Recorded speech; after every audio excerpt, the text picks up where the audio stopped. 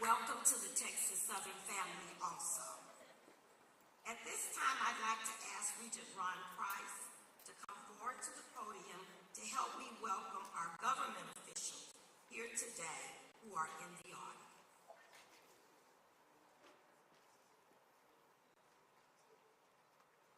Good morning. Oh, this is why I was down to a funeral. I come here today to celebrate one of the greatest presidents in the United States. We try that again. Good morning. God is good. And all the time. Thank the Lord for this freezing weather this morning. I have the honor of introducing some of the finest elected officials in the state of Texas, and I would say the United States of America here with us today. From the Houston City Council, the Honorable Carla Cisneros. Some may be here, some may not. You can still give them some love, though. You can still give them some love. The Honorable Dr. Carolyn Evans Shabazz. Well, I'm laughing. You see, when you're bald-headed, when this is in the way, I'm not a woman, so I have to do this a few times. I'm not used to doing it, so don't laugh at me too much. From Harris County, Justice of the Peace, Wanda Adams. County Clerk, Tanisha Husband. Attorney Christian D. Minnie. State of Texas, the Honorable State Senator Boris Miles. For the House of Representatives, the Honorable Dr. Alabama.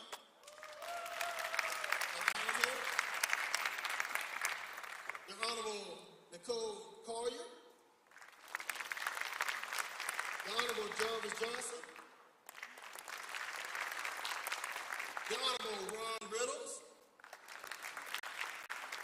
From my hometown, the Honorable Tony Rose. The Honorable Sean Fury.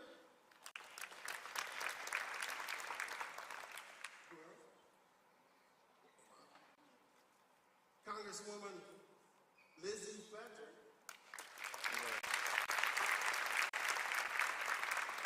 But the Honorable Al Green. Y'all got to clap a little bit loud for Congressman Green. I met him in 2015 in the White House. My meetings here, he let me touch the hem of his garment. And President Obama came here and had me escorted out. I touched his garment. The next person came down from heaven just to hang a few minutes with us more human beings. She's one of the greatest fighters in the history of the United States Congress. She walks on clouds and walks on water, and every now and then she drinks a little joy juice on the rest of us. Although I live in Dallas, she's Houston's Congresswoman, but she's also my Congresswoman. The Honorable Sheila Jackson Lee.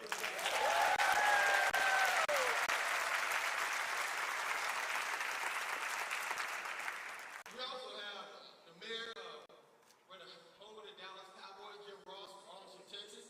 Mayor Ross. I had a praise with Mayor Ross the other day to tell Jerry Jones to pick the right pick. My prayer wasn't answered. I got you, Mayor. And last but never least, a woman who means a great deal to me. She is such an honorable, wonderful supporter of Texas Southern University. She worked in 1995 when I was a teacher, helping me pass a state law to outlaw the sale of alcohol in any public school in the state of Texas and 1,000 feet. She's graced us enough to come down. She might have flown Southwest, but they put her in the front because they don't have a VIP. And they put her in the front of the power. Honorable Helen Giddings, please be seated.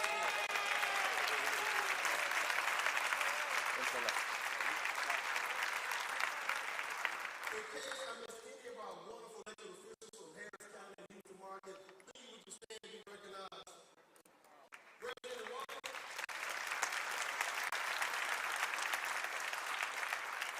Thank you so much for coming out to celebrate this wonderful day with us as we celebrate the luckiest number 13, the 13th president of Texas Southern University.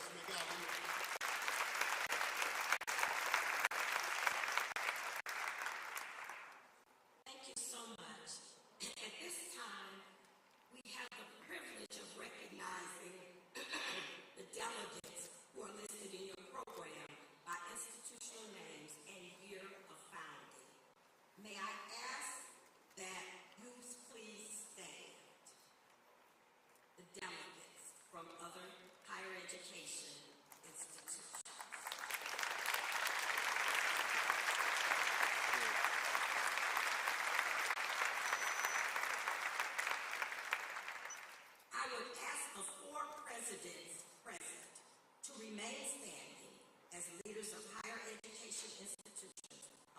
the nation. We are delighted to have you present our investiture, President Young. They are President Felicia May, Alcorn State University, founded in 1871. President Kimberly Ballard Washington, J.D., Savannah State University, founded in 1890. President Linda Glover, Tennessee State University, founded in Dr. Lauren Blanchard, President, University of Houston, founded in 1967. President Adina Lofton, St. Philip's University, Texas. And also, Commissioner Dr. Charles McClellan of the Southwestern Athletic Conference, founded in 1920. We welcome all of you. Let's welcome the Texas Southern University Foundation members who are present. Would you please stand?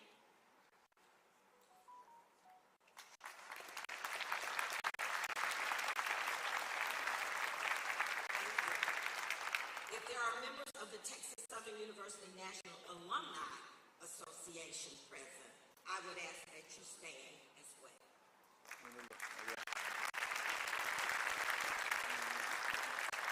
Thank you. To each of you present today, whether you are faculty members, friends, student alumni, community partners, or neighbors, welcome to today's investiture of Dr. Young. We are truly delighted that you have joined us today.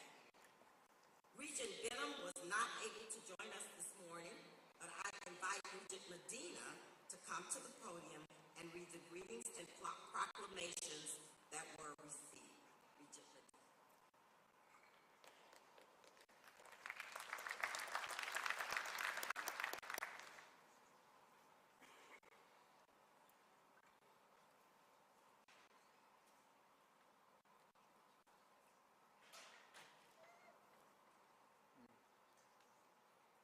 El de los músicos.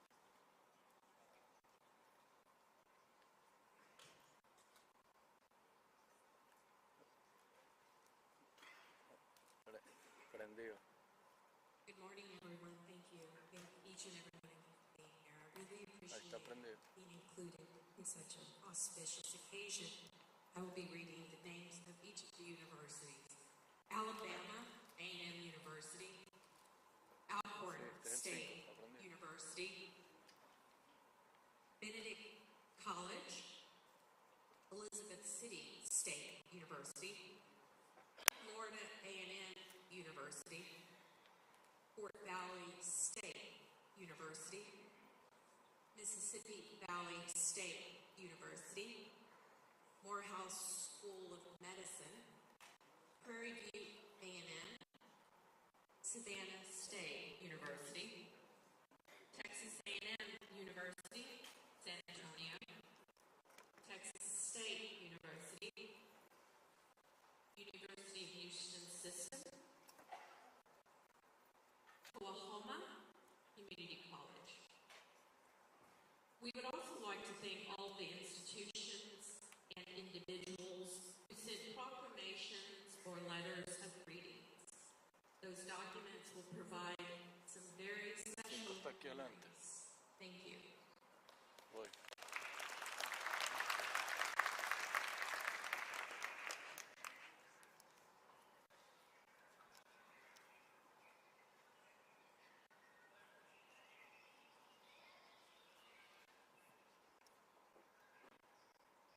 As we move further into the program, let me suggest this also. As you listen to all of the names read out and all of the different folks that stood up, this is like a gathering of the history books of the United States of America when you think about the African American history of America. I am extremely proud to have so many HBCUs represented. And I think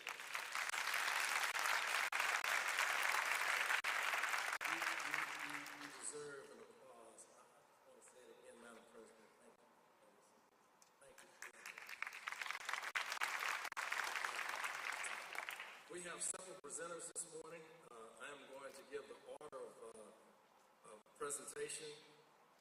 We're going to start with U.S. Representative District 18, the Honorable Sheila Jackson Lee. Second will be U.S. Representative District 9, the Honorable Al Green. We will have District 139, the Honorable Jarvis Johnson come up. And then we're going to have a couple of video clips from Commissioner Precinct 1, the Honorable Rodney Ellis, and Harris County Judge Ms. Hidalgo. Both will address the audience by video.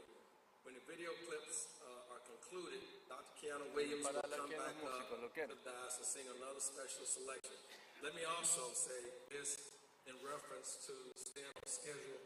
Dr. Science will probably come through the screen if I did not say this.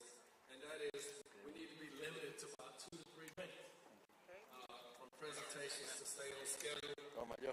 So I had to put that mark in real quick. And at this point in time, I'd like to invite to the podium my good friend and your Congresswoman, and someone very special to Houston, Congresswoman Sheila Jackson.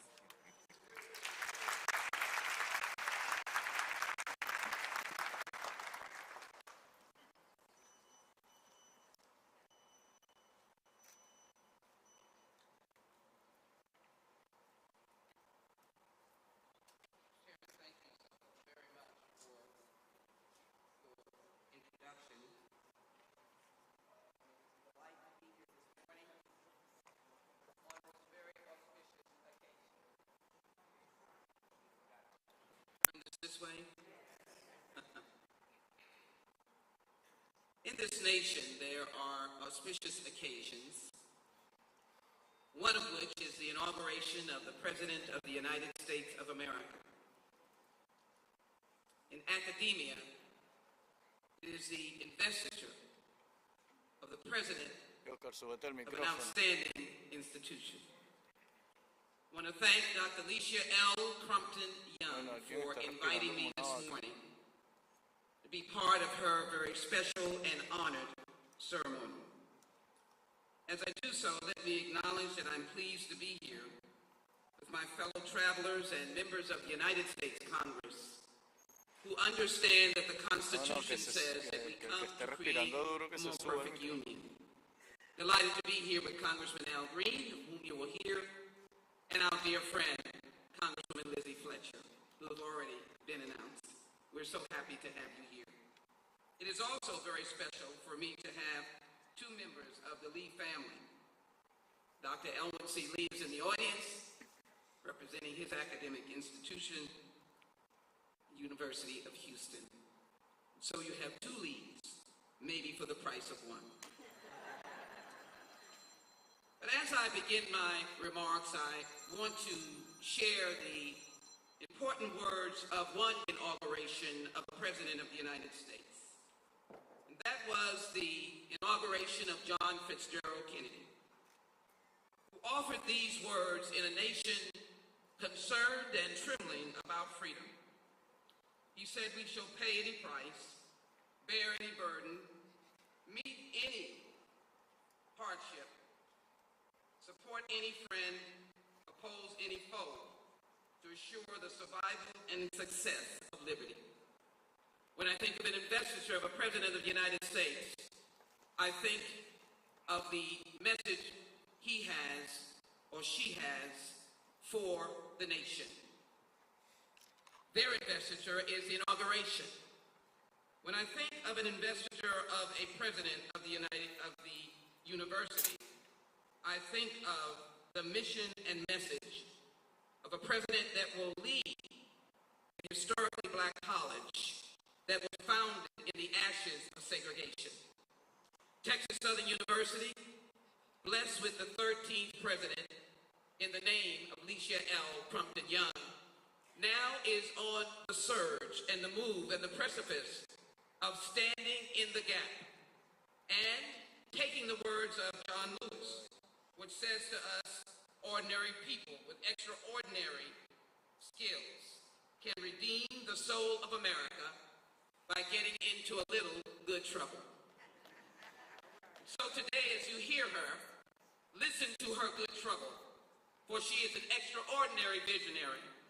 May have started in an ordinary life, as many of us have who live in the pigmentation of our skin, but yet rising to extraordinary as she has traveled the journey of academia, taught in schools around the nation, and yes, tutored by the President's Vice Chair of the Historically Black College Advisory Committee, Dr. Glover, who is here representing not only herself, Tennessee State, but the President of the United States, Joe Biden. Give her a very big hand as well.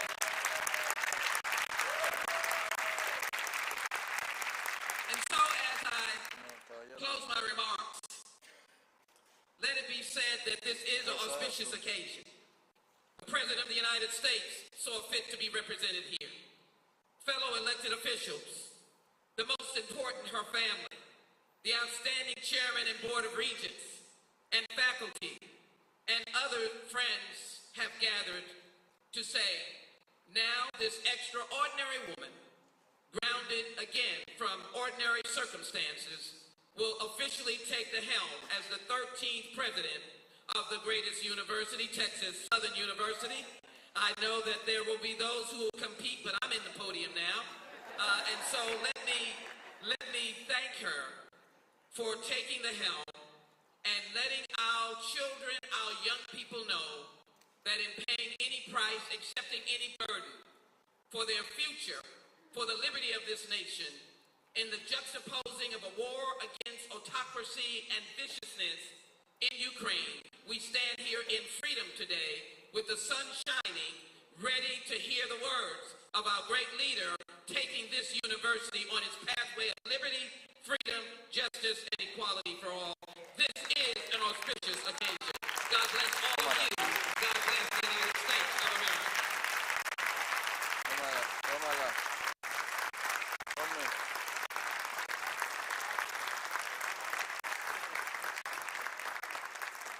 We will not read in its entirety, in keeping with the chairman's direction, but I do have Alicia L. Crumpton Young, PhD, MBA, Certificate of Congressional Recognition for this presidential investiture. Again, I said auspicious American occasion, and as well to just indicate that this gives her extended history. We will place this in the record of the United States Congress to connote this day that I have taken the liberty out of the 18th Congressional Day to call it the Alicia L. Crumpton Young Day, as she deserves the commendation, respect, and admiration of the United States. Looking this way. Come on. Good. And if I can have my dear friend, if he would come to join us as we say, I started out by the words of President John Fitzgerald Kennedy, and it is my pleasure to be able to say that we have the flag that did not come from the local store, but it came from an airplane from this place called Congress and America.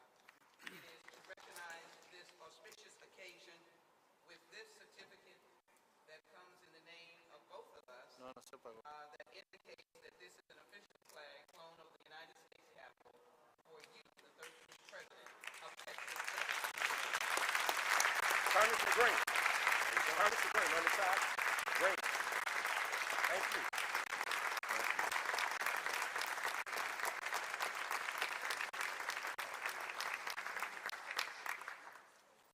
There we go. It's forward. Look in here. Try it again. Hold it. Thank you.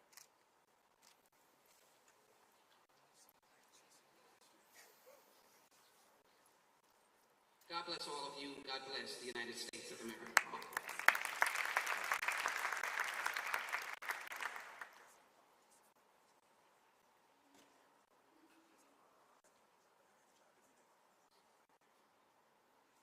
Mr. Chairman, may I proceed? And do I have the usual congressional 1 minute?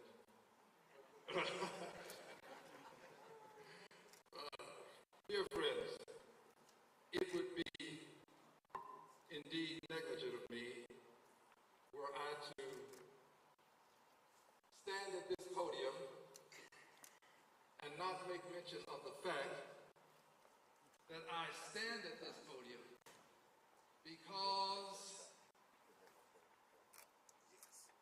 I am the beneficiary of an education from what I believe to be the greatest law school in the United States of America. I am the beneficiary of an education from the Thurgood Marshall School of Law at Texas Southern University.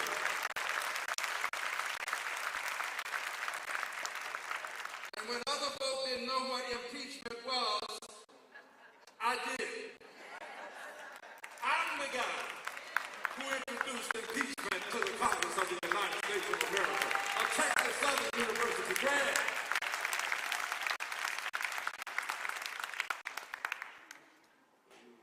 You understand that I have to love this institution. One additional reason why. Ms. Fletcher, for edification purposes, Ms. Fletcher's here. The Honorable Ms. Fletcher, great Congresswoman in her own right. But one additional reason why. Texas Southern took me in when not a single law school other than Texas Southern would have given me the opportunity. There was no other law school in this country that would have accepted Al Green because I did not have an undergraduate degree. Texas Southern University can take people like Al Green and not only make something out of them, but also send them all the way to the Congress of the United States of America. I love Texas Southern University. But I'm here today because we're moving forward into a new era. 13th President. If you will examine your program, you'll look just inside, you will see that she is truly a comely, courtly, stately lady. Truly. But that's not why she's here. She's not here because of her good looks, although I think that it's admirable to admire her looks, but that's not why she's here. She's not here because of good looks. She is here because she has a master's in business administration from Tennessee State University. She's here because she has a Bachelor of Science in Industrial Engineering from Texas A&M University. She's here because she has a Master's of Science in Industrial Engineering from Texas A&M University. She is here because she has a PhD in Industrial Engineering. She's here because of her cranial capacity and her intellectual gymnastics. She's no lightweight. She's not here because of her complexion. She's here because she has paid her dues and she has been well educated and she deserves the opportunity to be the 13th president of Texas Southern University. And if you love her and you believe she can do this job, if you believe it and you know it, stand up and show it. Let's give her the love that she richly has earned and deserved as the 13th president of Texas Southern University, the next president.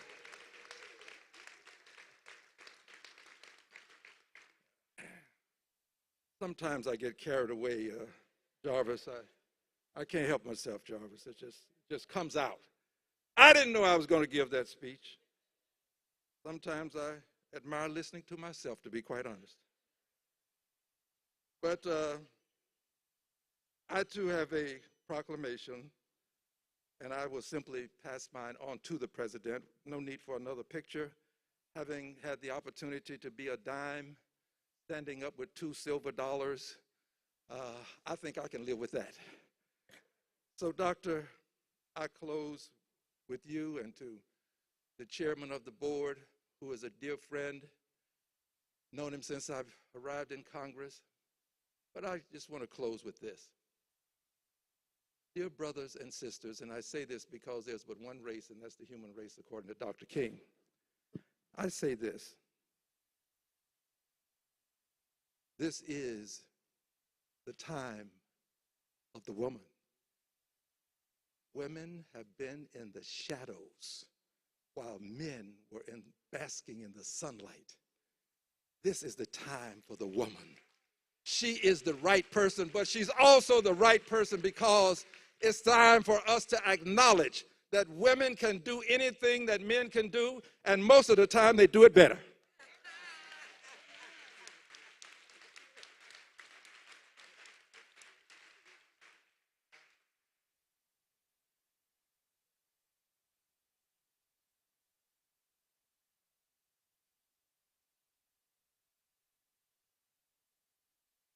Good morning. What a difficult job and task I have right now to be able to follow one of the greatest orators since Barbara Jordan, and then in Congresswoman Sheila Jackson Lee, and then to follow the thesaurus in Congressman Al Green. I oftentimes find myself going through the dictionary and the thesaurus to understand the words that he uses, but it is a pleasure to be here at my alma mater. I did not know I was going to speak, but in the words of Dr. Friedman, if you fail to prepare, then you are preparing to fail. And so I stay ready so I ain't got to get ready. So let me just bring you a few greetings from District 139 in the state of Texas, and it's certainly a pleasure to see my colleagues and Dr. Allen, Representative Wiley, Representative Rose, Representative Penny Shaw I saw. Am I missing someone? And of course, former Representative Helen Giddings.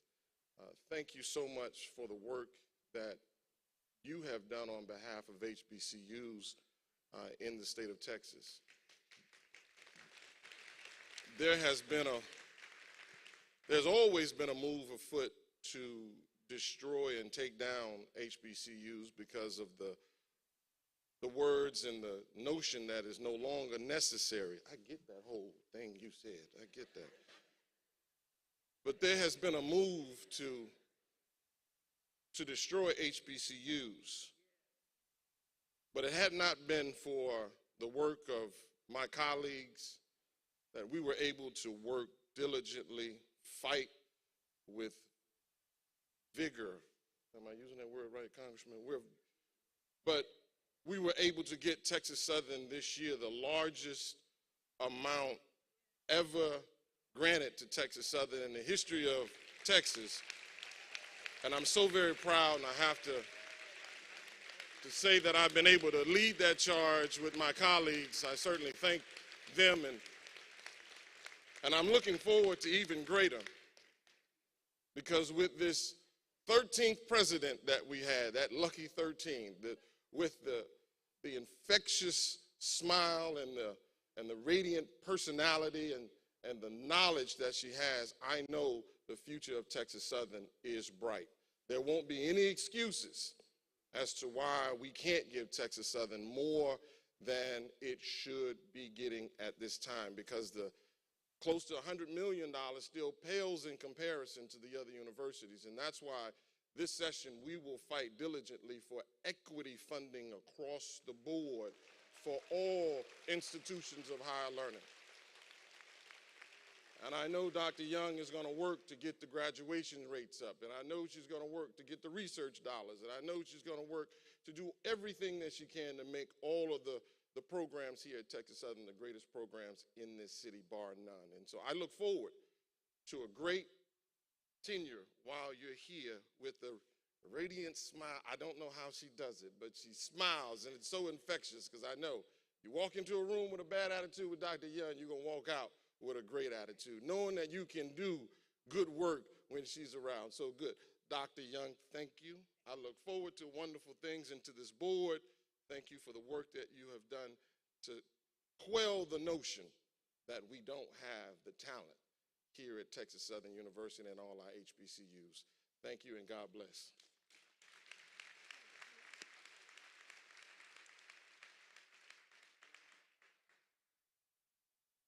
I'm Rodney Ellis, one of your Harris County Commissioners, and I'm happy to be invited to celebrate the investiture of Dr. Alicia Crumpton Young as TSU's 13th president. In our short tenure as president already, I've seen tremendous progress on a pledge to transform Texas Southern. I personally hope to see TSU become the first HBC Research One university in the world. That will take partnerships, just like the Destination 225 partnership with Southwest Airlines, which is already providing new opportunities for aspiring pilots who are students who look like me. I also applaud the initiative to focus research dollars on the area that TSU serves by addressing the social determinants of health and wellness to meet the needs of the community. I was proud to partner with Texas Southern on the reconstruction of Cleburne Street. That beautiful canopy of trees and sidewalks and drainage improvements will make the campus a much more walkable space, a destination people want to go to. It improves the quality of our air and helps to deter flooding. And we are not through yet. We're going to do more. I'm proud to champion these types of innovative solutions to these complex problems in our community. I look forward to many years of working with you, the TSU family, and our new president, Dr. Crumpton Young, and everybody who considers themselves a TSU Tiger or want to be a TSU Tiger to make our campus great and our institution even greater over the next 100 years than it has been today. Thank you. Hi, I'm Harris County Judge Lena Hidalgo, and I am so proud and grateful to be able to offer congratulations today. But first, let me say this. Texas Southern University is a cornerstone of the economic, cultural, and civic vibrancy of our region. Not only is TSU a cornerstone of the Third Ward, but it's also played an incredible role in shaping the leaders that make Houston, Harris County, and the country what it is. Generations of pioneers, of leaders, folks that have shaped our region and continue to shape it, like Commissioner Rodney Ellis, like Congresswoman Sylvia Garcia. Oftentimes, and I've gotten used to this, I get to know the personal background of somebody I admire, somebody who's making a difference, only to find out they have a connection to TSU. And that does not happen on its own. That takes leadership. And that is why I am so proud to welcome and to congratulate Dr. Crumpton Young on the day of her investiture as the next president of Texas Southern University. Dr. Crumpton Young, you are a pioneer, you are a visionary, and TSU is lucky to have you at the helm continuing this legacy. So congratulations to you. I so look forward to continuing our partnership with TSU, to continue to build this great institution, to continue to work together to strengthen the community. On behalf of Harris County, welcome and congratulations.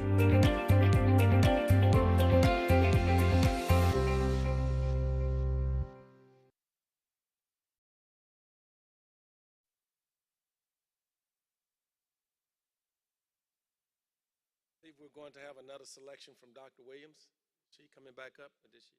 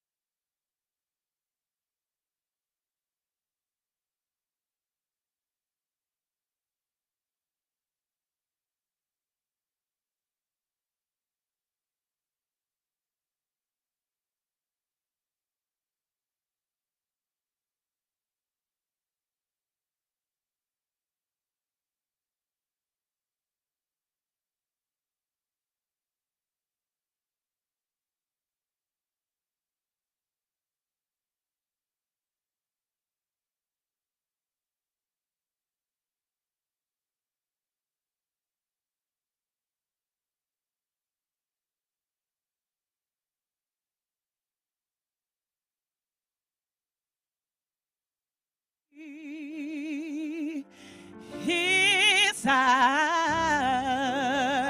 is on the sparrow, and I know he watches me. I sing because I'm happy. Yes, I sing because I'm free. Oh, his eye is on the sparrow,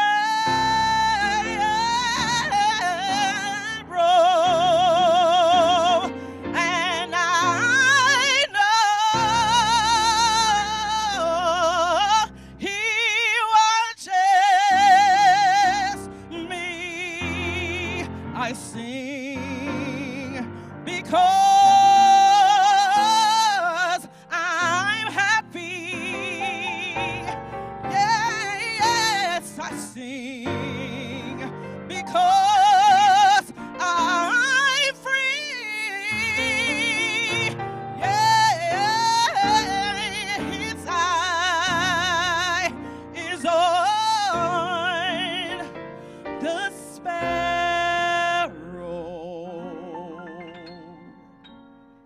and I know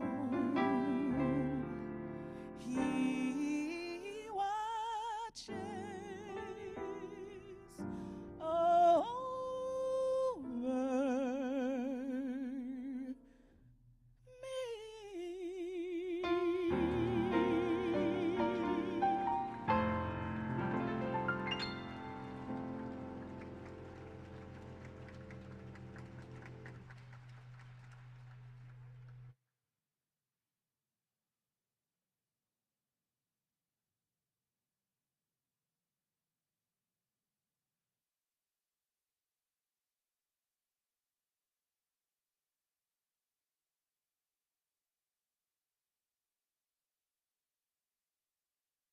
Thank you again, Dr. Williams.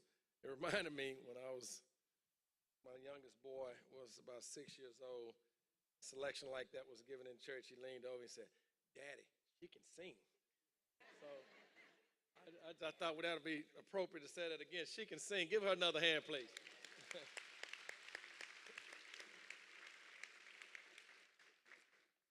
Now we're going to continue to the program. We're going to hear some other presenters. First, we'll have Texas Southern University Foundation Board, Dr. Fraser Wilson, the chairman of the board, will speak.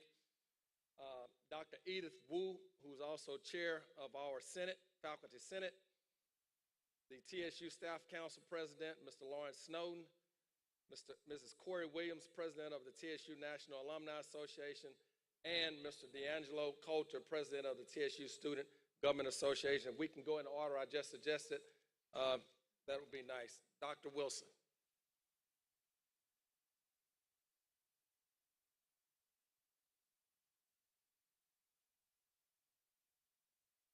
Congratulations, Dr. Young, becoming the 13th president of the best university in the state of Texas.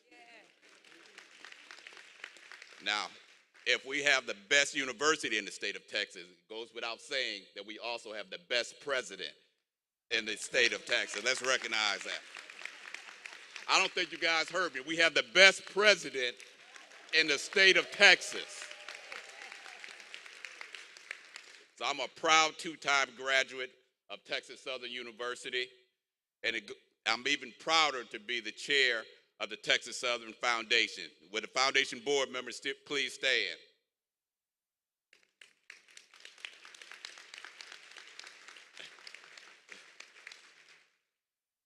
So, Dr. Young, the foundation is committed to serving the university and you. We have a vision to be great, and we will be great. We'll be great because we can serve. We can serve, and so can all of you serve. We understand that our commitment to the university is not through words, but it's through action. If we love the university, our actions will speak for themselves. Those actions would show up in our monetary gifts to the university, our daily prayers for the university, our positive affirmations for the university, and we want the blessings and checks and sponsorships and endowments to rain down on Texas Southern University. So, Dr. Young, we know that you will guide Texas Southern University with wisdom and always with an eye on the future for our students. For that, we already love you. So blessings to you and your family as you officially embark upon this journey. And it's great to be home at Texas Southern amongst my HBCU colleagues. Here, Dr. Williams, Pastor Hardin, and said Dr. Glover, who was my College of Education Dean when I was at Jackson State. This is a homecoming to be able to welcome another great president into the mix of HBCU leadership. So again, all of you, we look forward to you supporting this university and this president as we move forward and do great things for Texas Southern University. Congratulations again, Dr. Young.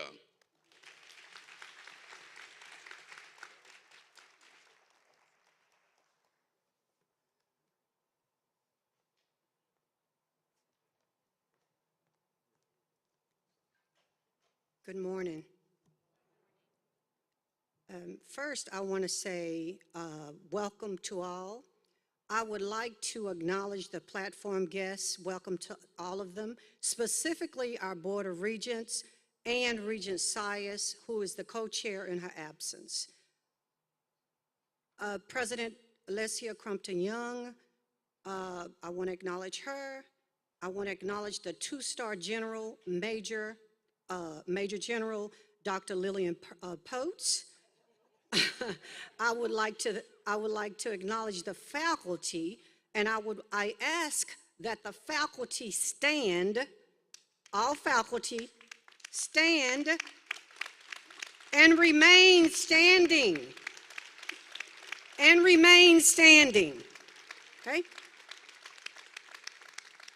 President Crumpton-Young, our 13th president, this is your faculty who has done a yeoman's job this year, right? Remain standing, faculty. This is your faculty who loves Texas Southern University. The faculty members are your real boots on the ground, dedicated and indispensably boots on the ground. They are the hackers. Let me quote from one of your favorite books, The Way of the Shepherd. The essence of that book tells the leader to acknowledge, nurture, and respect. And I'm going to add this, especially the boots on the ground. As a true academician, I know that the president sets the tone.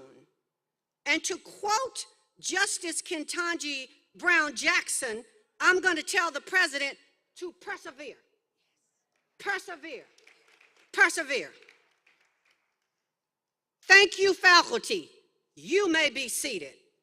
Thank you, faculty. Texas Southern University's highly capable, ready to serve the students, faculty.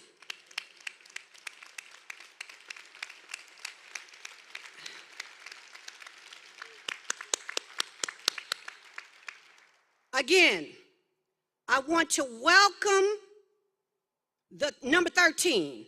Number 13, that's going to be her code name, like in the White House. Number 13. As you ceremonially assume all of the rights and duties thereto appertaining, we welcome you. But before I sit down, I would be remiss if I didn't acknowledge Dr. James Douglas.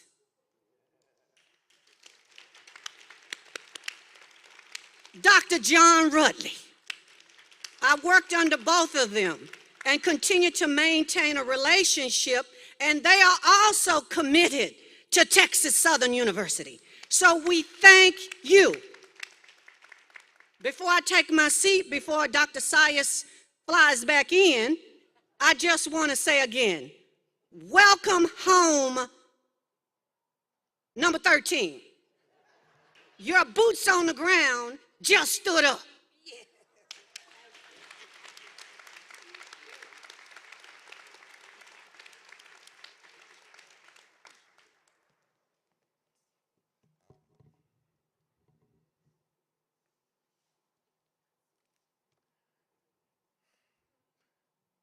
Good morning.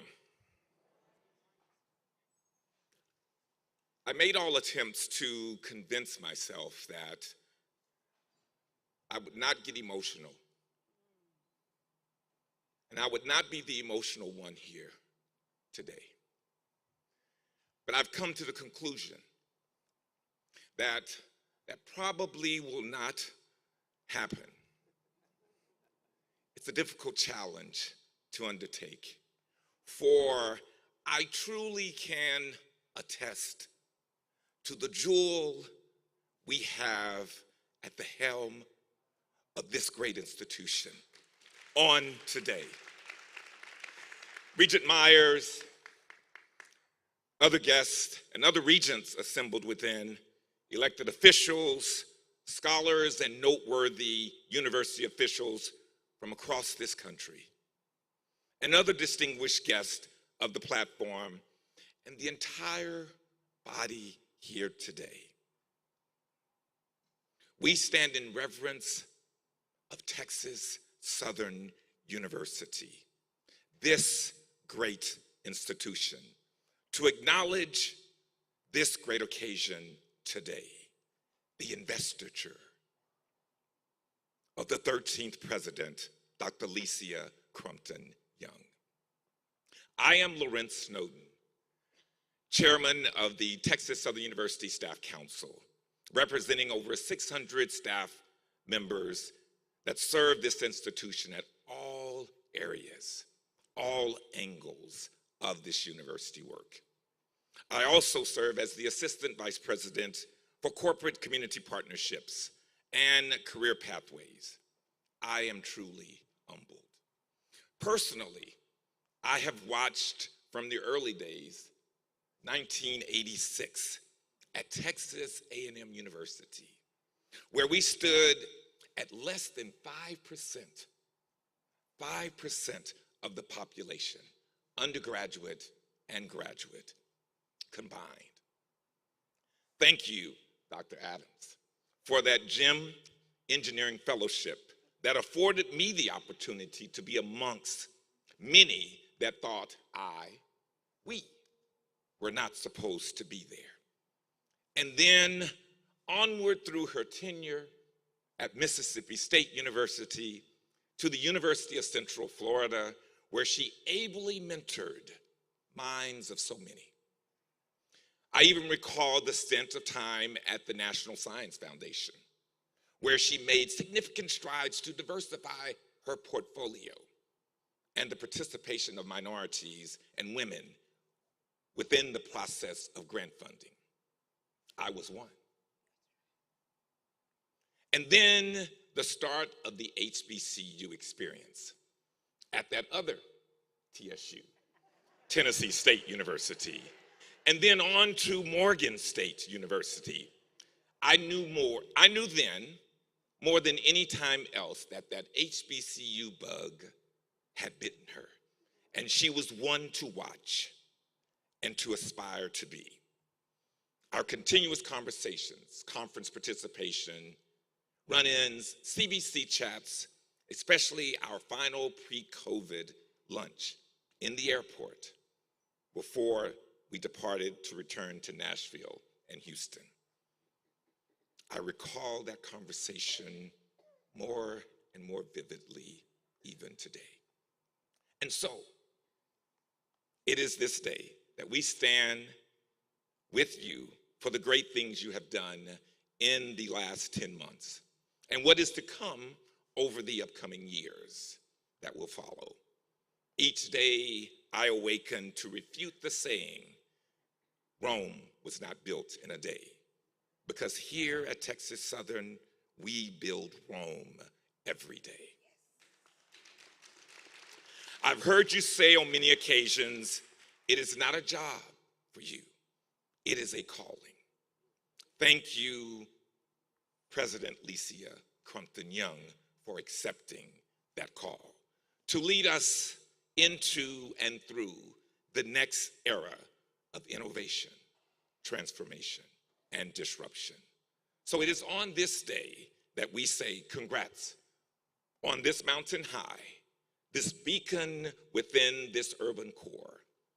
For as you make the moves of this university at an accelerated pace, it is important that you remember, we, the staff of this university, are here to support you, and we stand with you as you continue to make this place greater. Thank you.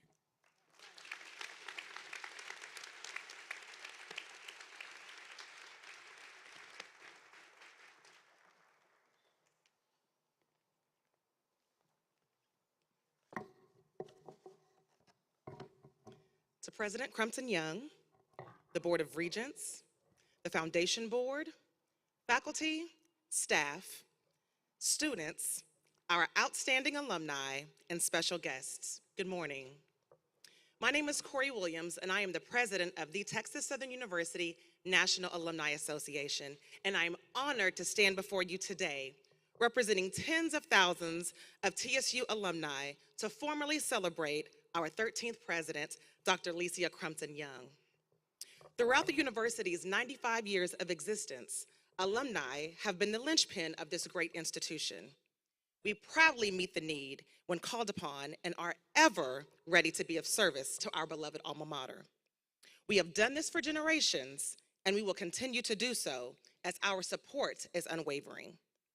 Dr. Crumpton Young, please know that the Texas Southern University National Alumni Association is here to support, promote, and champion the initiatives you have and will put in place to propel our institution to new heights.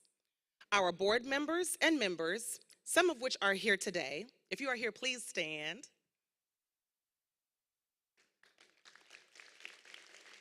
Thank you. We look forward to partnering with you and AVP Cochran in alumni relations to ensure that TSU is elevated, celebrated, and acknowledged in the way in which TSU deserves. This university, these buildings, these people, these experiences, they hold a special place in our hearts. This is home. In meeting you, listening to your vision, and seeing how you genuinely put our students first, I can truly say that our home is in good hands. Let's transform lives, disrupt the status quo, and create unprecedented success at an accelerated pace. Dr. Crumpton Young, on behalf of our alumni, we welcome you to the Texas Southern University with open arms.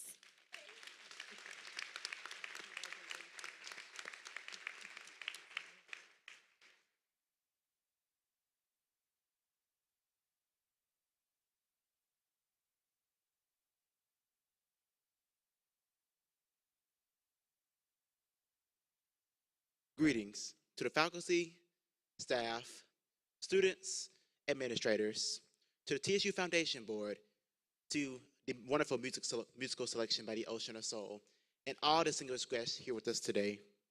I bring greetings to you as the 74th president of the Texas Southern University Student Government Association, and I welcome you to the investiture of our 13th president, Dr. Licia Crumpton Young. Today, we will embark on the transformative legacy of our president while paying homage to the history of our institution. During the summer of 2021, when Dr. Young was confirmed as our 13th president, I stated in my speech that Dr. Young will be a great fit to the progressive culture of our institution, and yet that she has shown. It has been a pleasure serving alongside with you, Dr. Young, during my time as the SGA president. And on behalf of the student body, we want to wish you the best during your tenure and time as our president. and I'm excited to see the great things that you'll continue to do for our student bodies while being not only student-centered, but student-committed and continuing to transform lives at an accelerated pace. Thank you.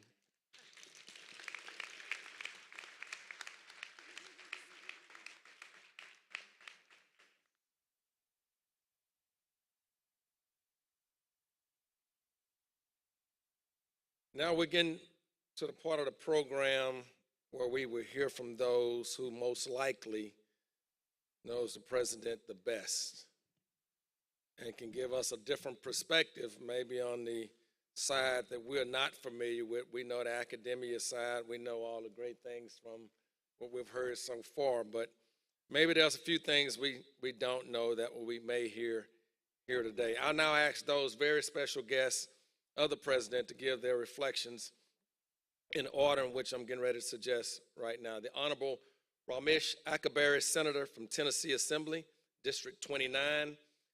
Dr. Howard G. Adams, former Director of GEM Foundation. Dr. Rhonda R. Franklin from the University of Minnesota. Ms. Delphine Cottle, Warden, Senior Vice President of Private Client Banking Service from National Bank of Florida. And our neighbor here, Ms. Paula Harris, Executive Director of Astros Foundation. And Senator Akabari, will you come forward?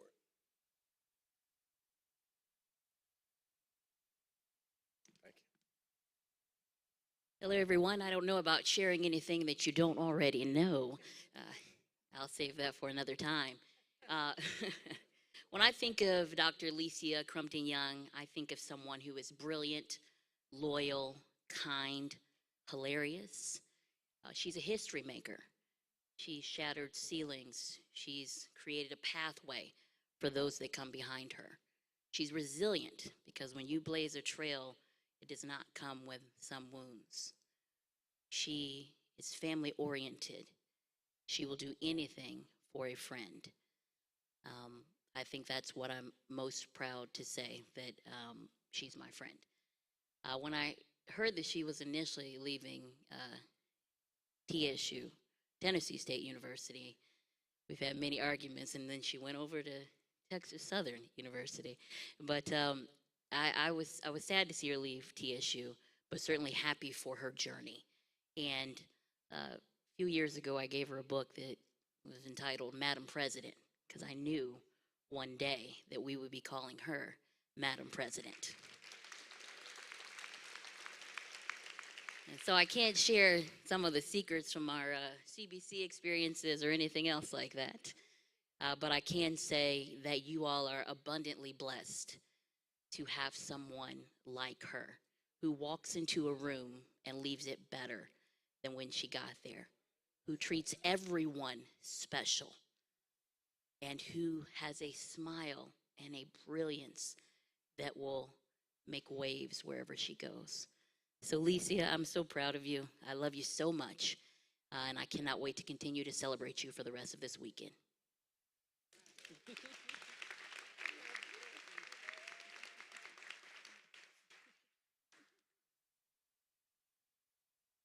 going to break the spell a little bit. I've known her a long time also, and I know all of the good things specifically, but I know a few little things that I want to tell you about her. We go a little bit further back. Board chairman of the Regents, faculty, staff, students, and guests, and then the family. I'm looking at them because the husband, I have to say a couple of things about him also. I'm both honored, really, and this is a grand privilege for me. I have known her since she was a sophomore at Texas Southern. And I got to know her because I was there on a visit and to speak, and she was assigned to be my guide around the campus. But secretly, they had me do it because they knew I was going to talk about going to graduate school. And she had already told everybody on campus who was bothering her, I'm not going. And so when she came to pick me up that day, We hadn't even gotten out of the building. She looked at me and said, they told me you're going to worry me about going to grad school. I'm letting you know now I'm not going, and I want you to get this out of the way so you and I can enjoy this tour around the campus. And I told her, well, I sure am sorry that you made that administrative decision before you met me, because you were going to go to grad school. If you'd have been nice, I would have let you just go get a master's. But since you sort of nasty, you're going to go get a PhD.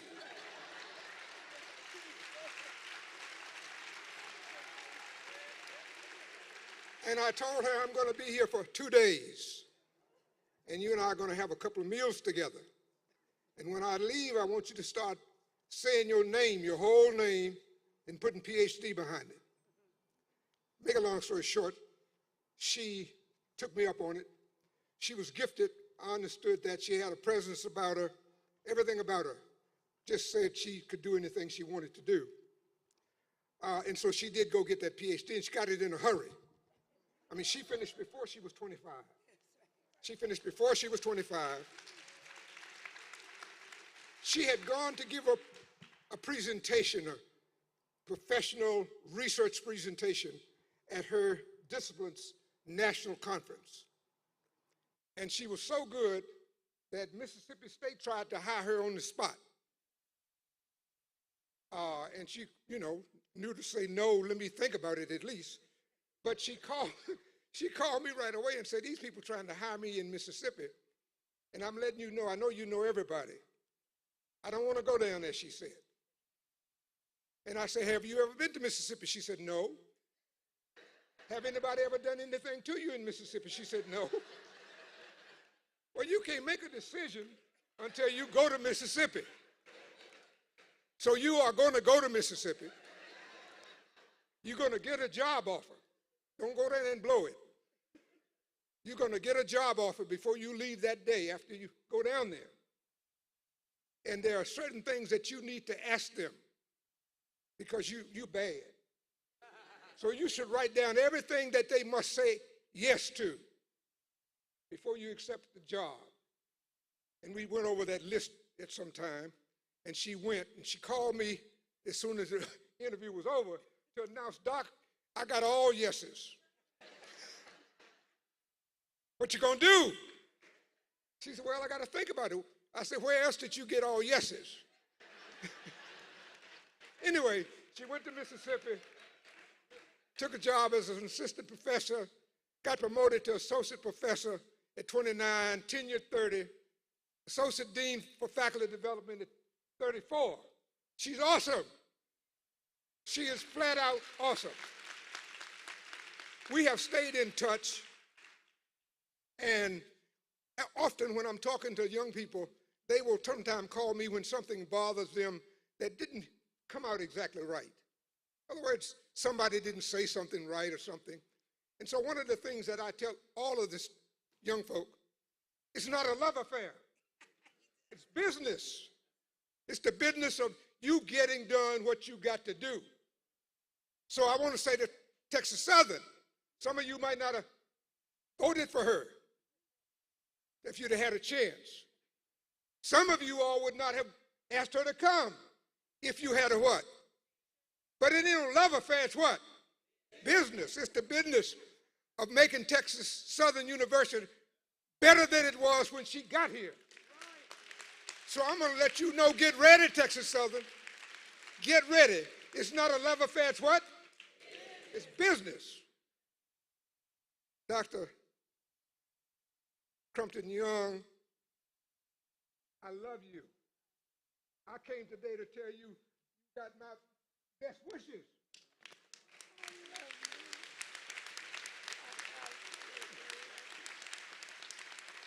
She knows she's got my support, but I'm committed to her today. Now, stay there just a minute. The other thing that I have to tell young people sometimes, they fall in love too early. And I tell people there's nothing wrong with love. It's fantastic. But love is not like a tomato. You don't have to eat it today. It'll keep until tomorrow. So She called me. I asked the husband to please stand now.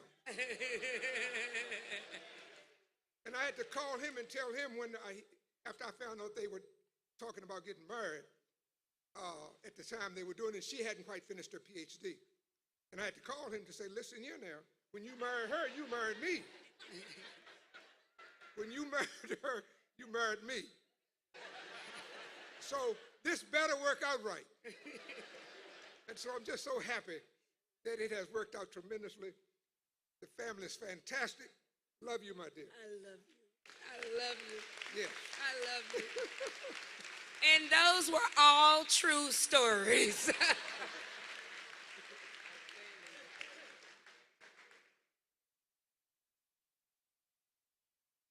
Ooh, how do you follow that?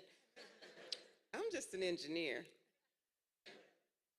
So it is a great honor and my pleasure to bring greetings from the University of Minnesota to the Regents, President Crumpton Young, the Board Foundation, faculty, staff, students, and members of the TSU community, as well as her family, which I've known for a very long time. I'm from Houston, so when I was growing up, Texas Southern University is a name that I heard referenced over and over again by my parents, Elvin and Ann Franklin Jr., family, friends, neighbors, and even my classmates. In high school, I remember coming here because I was in the jazz band, and we had competitions, and I got to learn from Conrad Johnson. And like many of you, I also benefited from the important contributions of alumni greats like Mickey Leland and Robert Jordan. So today I come here full circle to see how exposure to higher education can create connections that bring me back to this great campus for the investiture of President Licia Crumpton Young. I first met President Young, actually Licia, when she was a freshman engineering student at Texas A&M University. And I got to know her a lot better when she pledged Alpha Kappa Alpha sorority.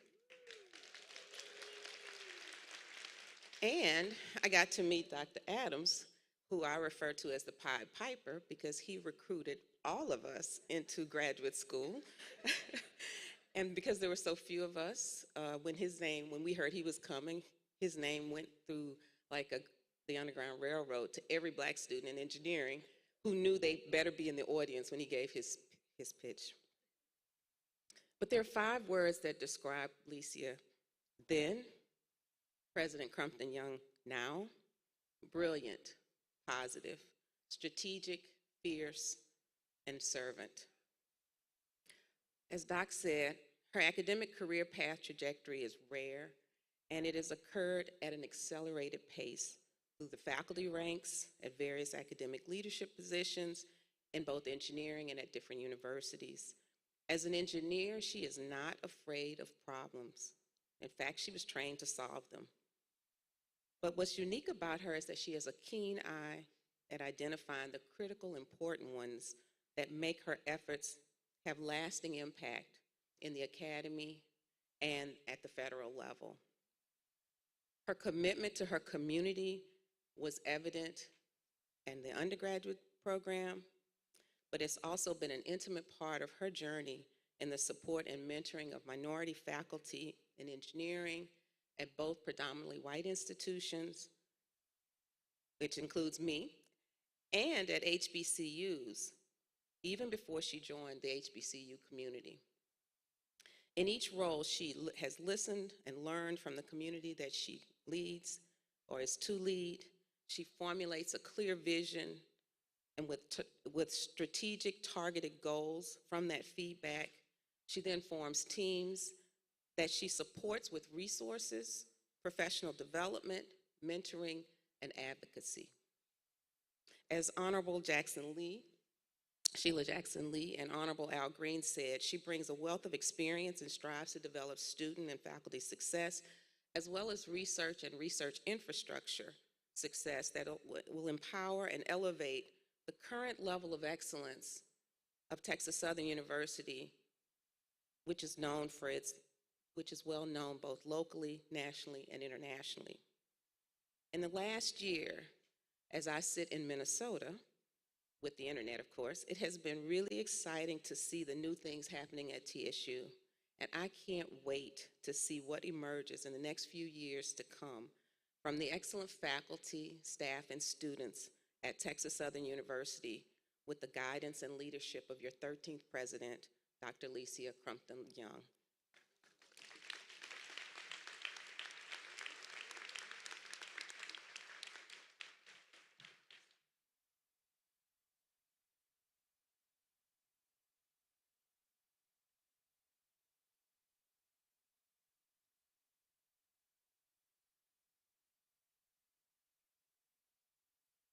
Greetings to Texas Southern University, faculty, Board of Regents, staff, family, friends, and Lycia sorority. I am Delphine Wharton. I am the Senior Vice President of Private Wealth Management Client Services in Orlando, Florida for City National Bank. I have had the privilege and the honor to be a part of Lycia's life for over the last 2 decades. I can recall our first meeting, which was in the financial institution. Lycia came to me as a servant student in creating her financial plan. She's always been a visionary. She's always been extremely innovative. But more importantly, she will always be willing to learn. I feel some of the greatest leaders that I have witnessed and that has been impactful to our community and to this world have learned how to not just lead by the front, but to lead by the back. Lycia has driven her life with compassion and love for people over herself. Oftentimes, many times that Lycia and I have had moments together to do reflections, she's always putting someone else before herself. Through her thoughts, through her vision, it's always been about the people. Not just the people, but the community. Texas Southern, you are so blessed to have Lycia as your servant leader, as the 13th president. Her innovation, transformation, and disruption will be forever changed in this community and within this institution. Being an HBCU now more than ever is a pillar of focus for us all. We are here. There is such a time as this. I recall in the Bible, it stated there will be a time that first will be last and last will be first. I will say without a shadow of a doubt that this is our time. This is our time to be there for one another as we continue to go arm in arm, making a change for the better for our community and for those that come behind us as we stand on the shoulders of those that have led us. Dr. Crumpton Young, 13th President, I am honored and privileged not to just be here as your friend, as your financial advisor, but as your baby sister.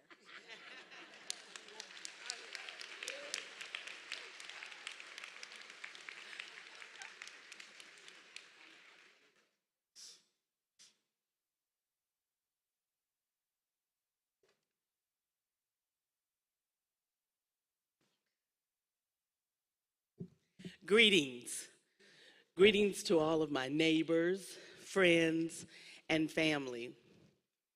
I am honored to be the spokesperson of the friends and loved ones of the 13th president of Texas Southern University.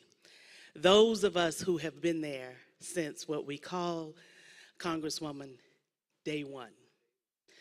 Those of us that had to learn over the past year, as she's been talking about, what is an investiture?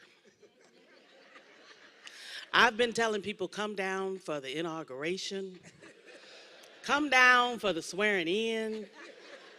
What is an investiture? And as I learned, it's a formal, robed, swearing in, knighthood sometimes some would say. I wanted to tell on behalf of all of her friends and loved ones, oh, we always knew it was going to be an investiture. We always knew that. Those that saw the real tears when they sang "My Eye is on the Sparrow" and knew Miss Maddie Crumpton, and that was her favorite song, knew, because she always knew there will be an investiture. She knew that. Kevin Crothers, who is in the audience, who came to me my sophomore year and said, I want you to meet this new freshman engineering major and maybe mentor her. Or she's very, very smart, brilliant, from Fort Worth, Texas. Kevin was the advocate for all the African Americans, the 5% of African Americans at Texas A&M, and he would put us together. Kevin and I knew in Zachary there would be an investiture. Her freshman year, there was gonna be an investiture. Having her go on to our second line, I was a charter member, and we got to charter this beta line, and I'll have her line sisters who've been with her since spring 85 or 84, 86, spring 86. Stand, please. They have been with her through thick and thin. The beta line I got to bring in. They all knew, oh, there will be an investiture. There's no surprise there.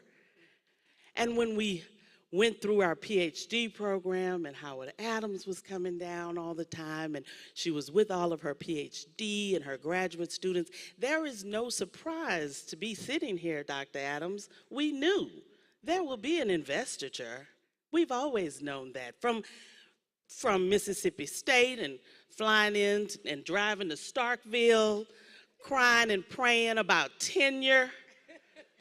We should have told those people back then, oh, you're talking about tenure. There will be an investiture. There's no question about that.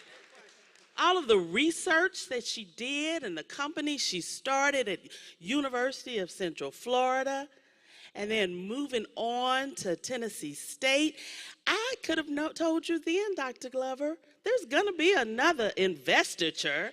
We've got that.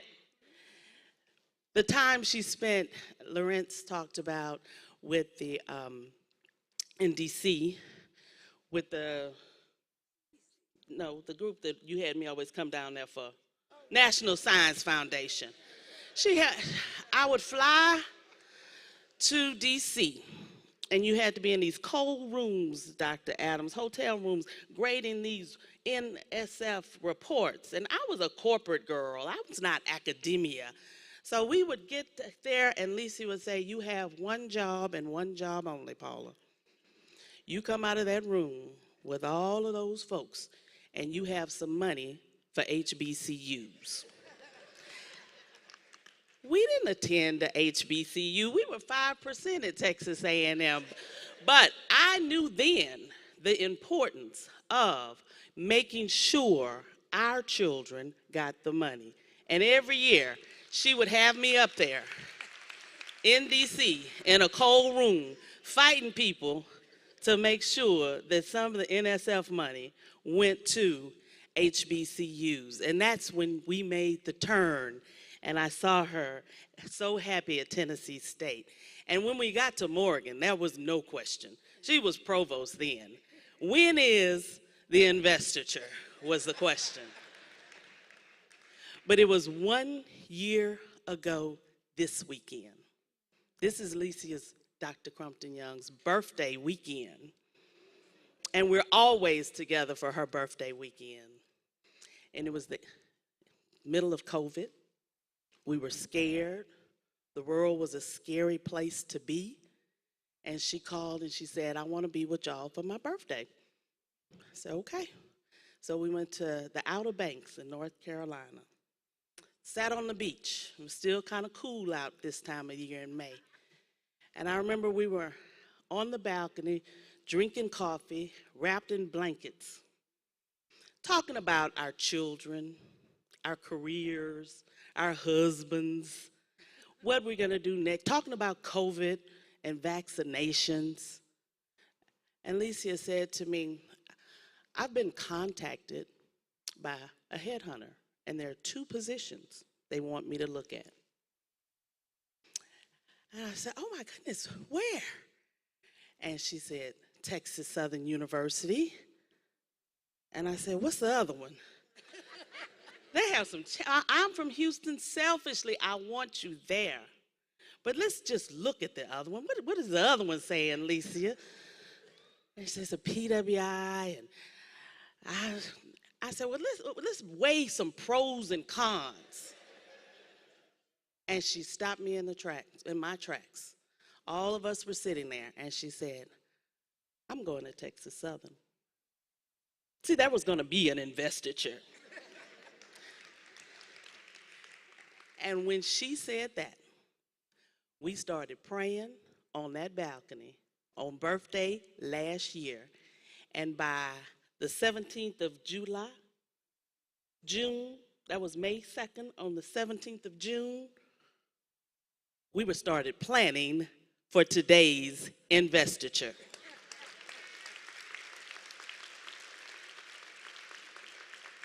I am proud to represent her friends. I am proud to know Dr. Licia Crumpton Young. I was proud to be there for babies and baby showers and wedding parties. And when Miss Maddie departed, I was proud to be with her, to support her. We have been through what's called life together. And I just want to challenge the students and the young people in the room. Just always make sure somebody in your circle, someone that you are spending time with, is preparing you or themselves for an investiture moment. Thank you.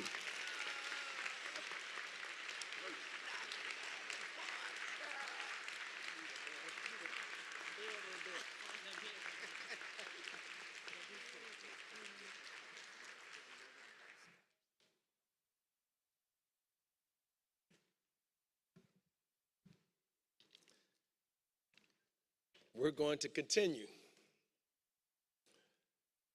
Now I will ask you to hold on to your seats because we have a very special presentation by Dr. Gloria Batiste Roberts, our debate team coach, and in my opinion, many in this state and around the world, without a doubt, the best and greatest debate team at a university, Texas Southern University debate team.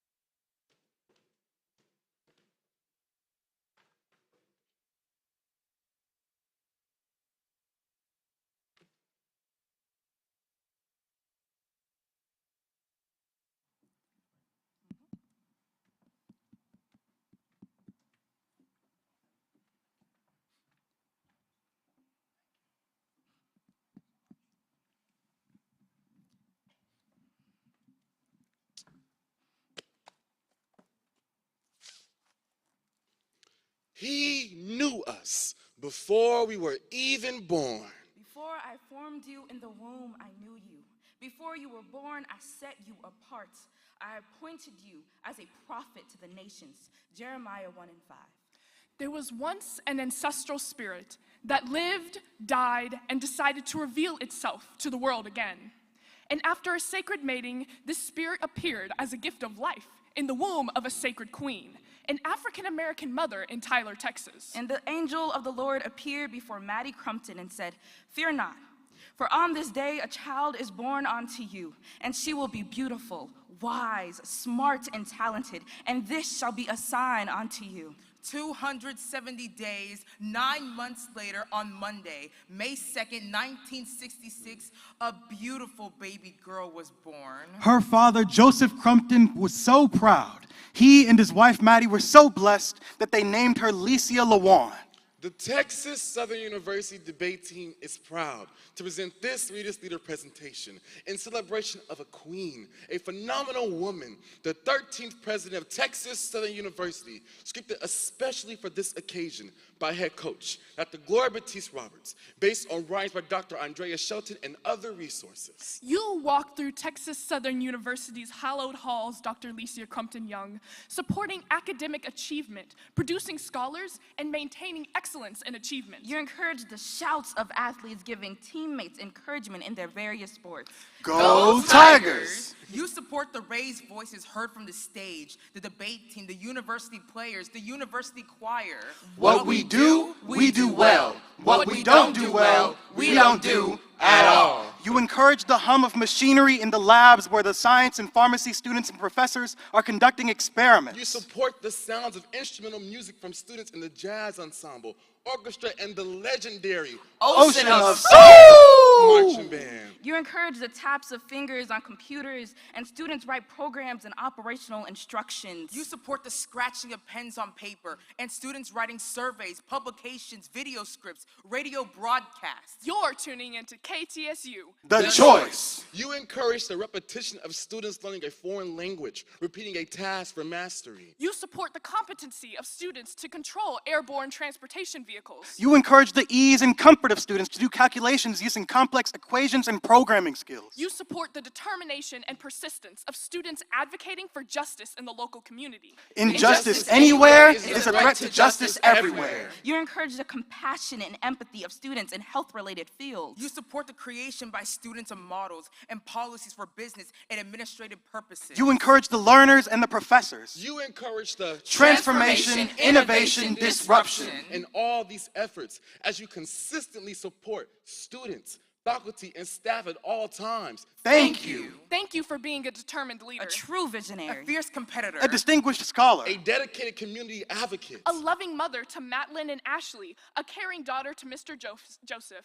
And a devoted wife to Mr. Reginald Young. Thank you. Thank you, Mr. Reginald Young, Madeline and Ashley, and Mr. Joseph for sharing Dr. Crumpton Young with all of us. Thank you. You, Dr. Crumpton Young, are leading transformation. A transformation in landscape. Climbing steps. Hiking on mountain trails. Rambling up heavily wooded hillsides. Your leadership will take us up to new heights of transformation, through rough roads to paths of success. You are leading innovation. You are a celebrated professor. A thoughtful policymaker. An ardent educator. A fair administrator. Sports enthusiast. You are challenging us to be disruptive. Challenging us to see a new vision. Take a different path. Consider a novel approach. Make a unique contribution. Support innovation to excel beyond measure. You are everything we hope for. An astute diplomat. A focused listener. A tireless negotiator. Encouraging mentor. You orchestrate havoc. To exceed defined levels. You think outside the box. You realign the norm. To test the boundaries. Disrupt to bring about positive change. I think they forgot, guys. What? No,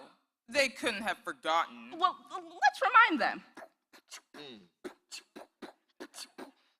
Transformation, innovation, disruption. Transformation, innovation, disruption. Transformation, innovation, disruption. A new direction for Texas Southern University. A roadmap sketched out by you, our new president, Dr. Licia Crumpton Young. So we say, it's a good day to be a tiger.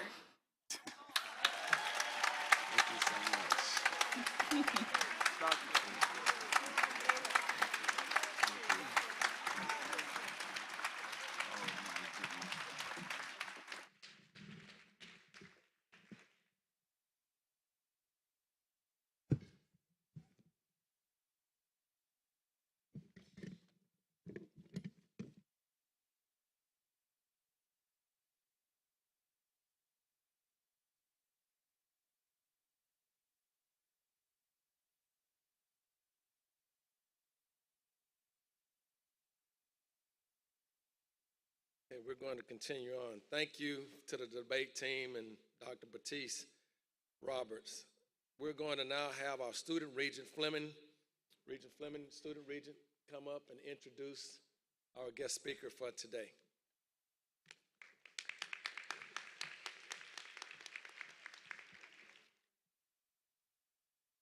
Good morning, everyone.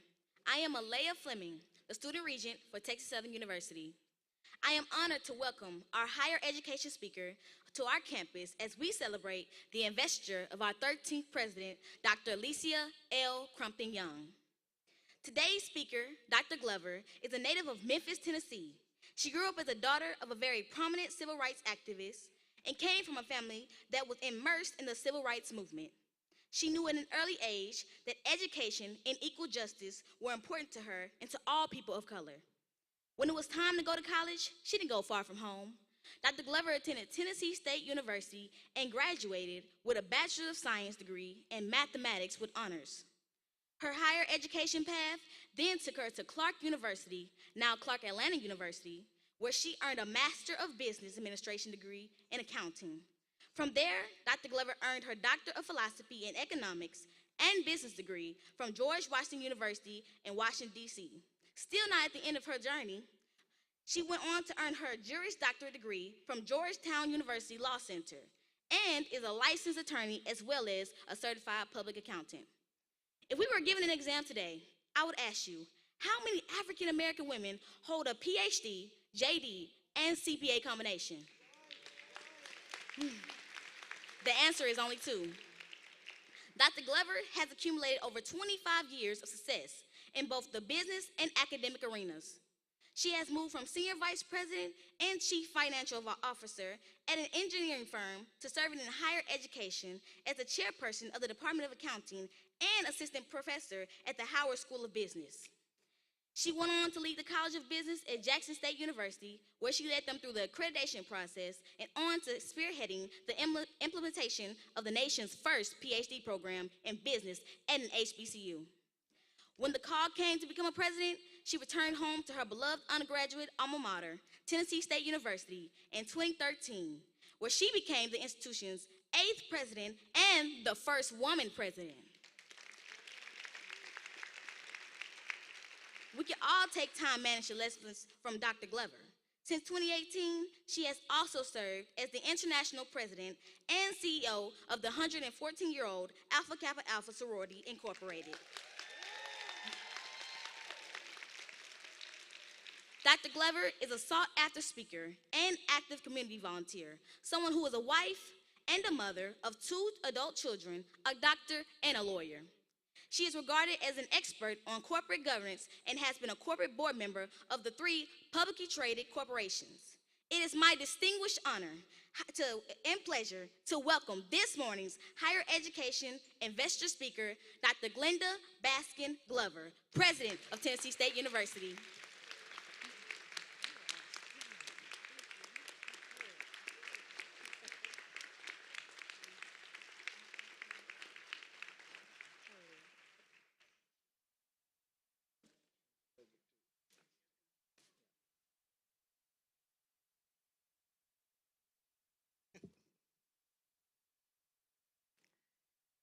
And he that is chief among you, let him be your servant. The words of the Savior himself, when he described the greatest attribute of a leader is to first be a servant. Serve the students, serve the faculty, serve the staff, serve the alumni, serve the community, serve God. Dr. Young, you are that servant. Born to serve, as your history book states, you are that servant. Good morning. Thank you, Chairman Myers, other members of the Board of Regents, to all the elected officials, distinguished platform guests, Congresswoman Sheila Jackson Lee, Congressman Al Green, Congresswoman Fletcher, all the elected officials at every level, our colleagues in the academy, the beautiful faculty that stood in solidarity, the faculty, students, alumni, family, and friends. I am just so grateful to be here this morning. I greet you as also as Vice Chair of President Biden's Board of Advisors on Historically Black Colleges and Universities. And Dr. Young, Vice President Kamala Harris sends her congratulations to you personally.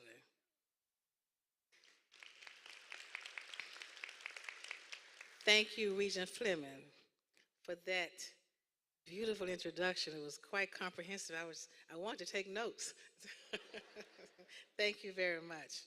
It is a profound honor to participate in this pinnacle of educational leadership in the celebration of Dr. Alicia Crumpton Young, along with 1,000 of her closest friends. It is exciting to see so many who come from across the country to celebrate with us and share the congratulations, the well wishes, and your kind remarks. I'm pleased to acknowledge the college presidents and delegates from other universities and professional societies, the elected officials, and our community leaders. We gather today to pay tribute to a servant leader and to acknowledge your continued excellence, the Texas Southern University continued excellence, and to commemorate the achievements of this great university. Before we get started, I'll make a couple of concessions up front. I certainly accept that today, in this space, that TSU stands for Texas Southern University. And not the other university in Nashville. Second, as I was told by your president, that Texas Southern students, faculty, staff, and alums are the real tigers. And the members of the other TSU are just the cubs, the baby tigers. But I'm pleased to share with you that President Alicia Crumpton Young has been a good friend, a colleague, a 4.0 student, a mentee a number of years.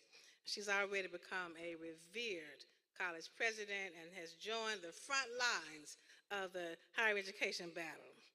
Before I go any further, I do want anybody from Tennessee State University came to support this inauguration, this investiture. Would you please stand?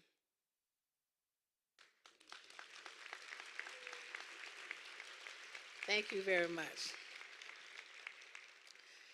And I have, before I go any further, again, have a presentation to make to you. Will all the members of Alpha Kappa Alpha please stand?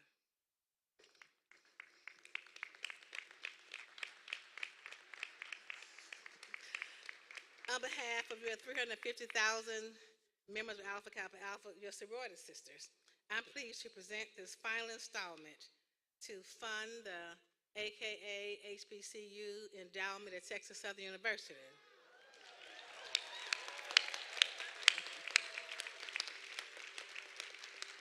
This check represents the pride of your sorority sisters and completes the Alpha Kappa Alpha $100,000 endowment contribution. This is $50,000 to check today to you.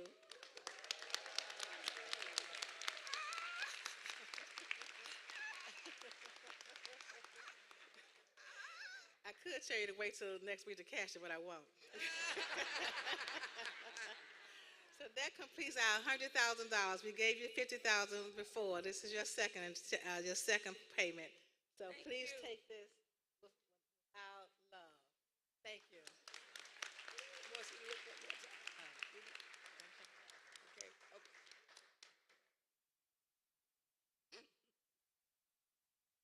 She had to tell me how to turn the check around for the picture. Thank you. She continues to mentor. Well, you embark on what is expected to be a long, successful career at the helm of Texas Southern University. We are pleased to make that presentation. So as we embark upon this 13th chapter of the history of Texas Southern University, I'm pleased we've continued that same spirit that was started 95 years ago. And it is befitting for us to commemorate the many years of service, the accomplishments, the challenges, the triumphs of Texas Southern University, who laid a foundation and developed a legacy. And we're immensely grateful for the legacy and contributions of Texas Southern and for the role that you played in the history of African Americans, a legacy that we have now entrusted in the leadership of Dr. Young. And we're confident that she will continue that extraordinary legacy, and she'll serve Texas Southern as she leads this institution. This celebration is important because we're at a time of paradox in our history. We have more African Americans making money. We also have more living below the poverty level. We have more people struggling to be lawyers, but we have more people in the jails. We have more PhDs teaching in our schools, yet we're still managing somehow to graduate people who cannot read. We're smart, but we're foolish. We applaud your remarkable history to correct these dichotomies and to affirm the future potential of TSU. And we recognize that the continued greatness that we seek is not given, it must be earned. There's one common enemy, and that is academic failure. TSU is great because TSU has served. If you would be great, you must serve. We've been ordained for greatness. God has seen the actions of TSU. He smiled and said, "That's good." Just as in the case of our individual lives, greatness comes with service. Would you really want to be great? Would you really want to stand above your peers? Then be the servant. If you truly want to be somebody, help somebody else. If you want to rise in life, help somebody else. Cast your bread up on the water. After many days, it'll come back to you. No matter how small the task, serve with sincerity. There is more value in a sincere smile than in $10,000 worth of social hypocrisy. TSU laid the foundation. TSU kept rising, kept climbing, kept soaring, kept rising, just kept rising. And you know, when you rise to new levels, you encounter new devils. But we rise in spite of the odds. Sure, we have problems, but remember, problems have term limits, and we cannot keep on giving them tenure.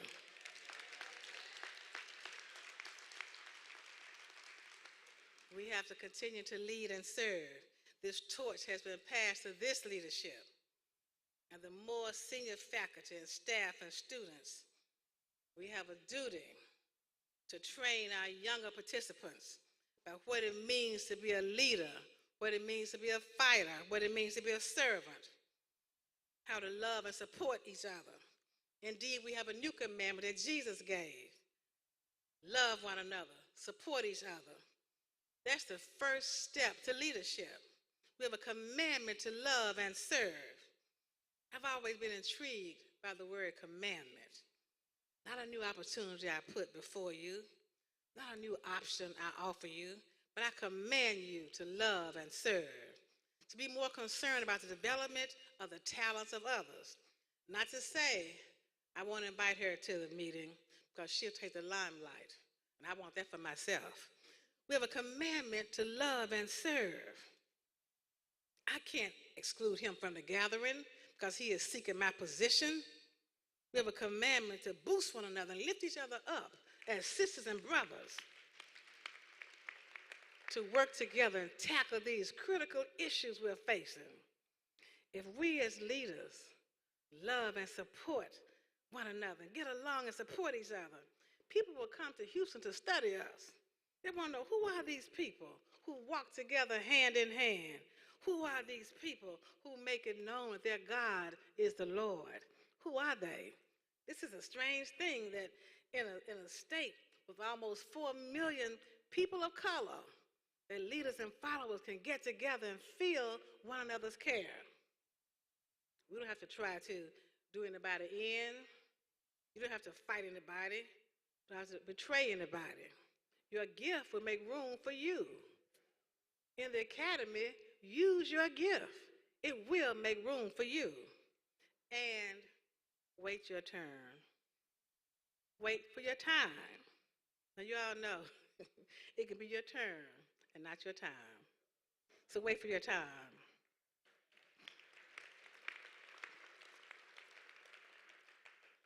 We have work to do at every level, local, state, regional, national. We have work to do. A flame was ignited many years ago. We cannot let that flame go out because too much of a price has been paid. We have to thrive, we must have the collaborative spirit, work with the administration, work with the Board of Regents, work with the president, work with the campus community, work with the alumni. Why? Because we have work to do. Let me share some statistics with you. 20% of African Americans are in poverty. 11.4% of African Americans are unemployed. 1 out of every 5 African Americans is uninsured. 1 million African Americans are incarcerated. In fact, African Americans are incarcerated at more than 5 times the rate of whites that are incarcerated. Too much violence still exists. 70 people are killed each day from gun violence. That's why the investiture is so important this morning, because we have work to do. We're installing a leader who leads at a higher level. As an HBCU, we've undergone so much over the last 150 years. African Americans have endured a lot in 400 years, from 1619 to now, and 400 years ought to be enough. Yet we still find ourselves fighting for voting rights, civil rights, educational rights, economic rights. It doesn't take much sense to figure out that the best poverty program is a job. We fought many battles and encountered many challenges, but we have survived. We are a surviving people. We endured 246 years of slavery, legalized segregation and Jim Crow, 5,000 lynchings, and not one single indictment. So we acknowledge that we have work to do. Too many challenges lie ahead. Educational challenges, economic inequity still exists. Criminal injustice, we're still fighting. Voter intimidation and voter suppression are glaring realities. Shamefully, we're still fighting over voter suppression in 2022. But even so, we still must vote. No matter what changes they may make, no matter what changes they make to the legislation. Look, please don't be discouraged. Just keep voting, keep fighting. We can't lose the essence of the battle. That is, you must vote. Our parents voted under extreme circumstances, with hoses and guns. So no matter what they may do to water down the legislation, the objective is for us not to vote. So keep voting. I will add that though there was a record turnout in 2020, it wasn't enough. There are still 30 million African Americans who were eligible to vote, but yet did not vote.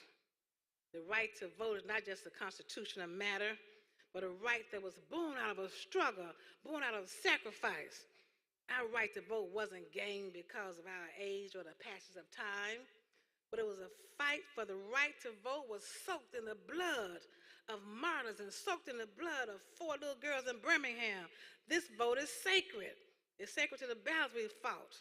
It's sacred to the freedom riders and to the student movements and the student sit-ins at the Weingarten's grocery store, at the lunch counters right here in Houston. So we can't be indifferent. This vote can't be indifferent away. It can't be disrupted away. The right to vote is not a legislative matter only, but it's a calling from the God of justice, who 2,600 years ago said to his prophet, to every nation, you must do justice, love mercy, and walk humbly before your God. That the least of these must be at the center of public policy. That's why we need to servant leadership. That's why we lead. That's why we serve. That's why we work. That's why we fight. And we as leaders must first be ourselves servants. All of us must be ready when God calls us, leads us to the direction of our destiny. Look at Esther, use her for an example. When the king decided to replace Queen Vesti because she would not parade herself in front of the crowd, Esther was the one chosen. When Esther's day came, as beautiful as she was, she didn't say, oh, they're calling me because I'm so attractive, or they're calling on me because I wear St. John or Gucci,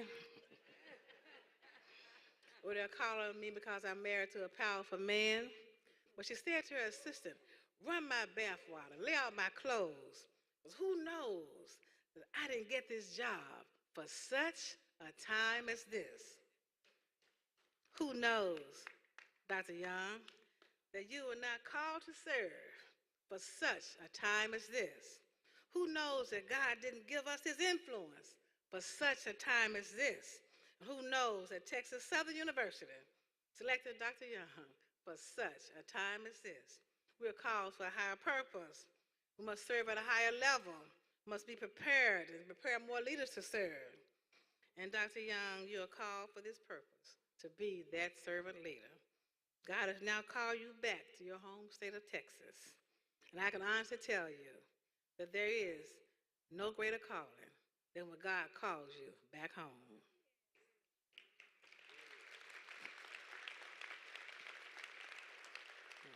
This investiture is about leadership. It's about the incredible legacy of this great institution. So lead with inclusion, lead with accountability, lead with purpose, and lead with transparency. Yes, your mean-spirited rivals will challenge you, but stay the course. Work with your board, your faculty, staff, the students, alumni, community, and trust God through all things. And let's put this into final perspective as I bring this to a close. I end by telling you a story of a young lady, a young leader, who served in spite of. She became a friend of my family. Her name was Wilma Rudolph, and I love to tell this story. Wilma was only 2 to 3 pounds at birth. She was underweight. She had rheumatic fever. She suffered through double pneumonia. She had polio in both legs, and she didn't walk until the age of 8. She wore braces until she was 12 years old. She was one of 21 children. Her mother decided her faith would not let Wilma die. For her medication, Wilma had to take the bus every day from Clarksville, Tennessee to Nashville, Tennessee, 80 miles to correct the disorders. And people started to give up hope. But Wilma was determined. By the time she was 16, she had won every track meet in which she was a participant. In 1960 in Rome, Wilma represented the United States in the Olympics and competed for 3 gold medals, the 100 meter, the 200 meter, and the 400 meter relay. She ran an ankle leg. If you know, in a relay, the person in front of you completes a lap and then hands you the baton. Well, Wilma had to run the last lap. And just as the baton was handed to her, there was a mishap, and the baton was dropped. Ordinarily, the race would have been lost. But Wilma, with that firm determination, that foundation, her servant leadership, and the faith she had to keep on going as a leader, Wilma reached back and picked up that baton, and she went on and won the race. Many of us may have dropped the baton. Batons are dropped every day, but pick it up and run on.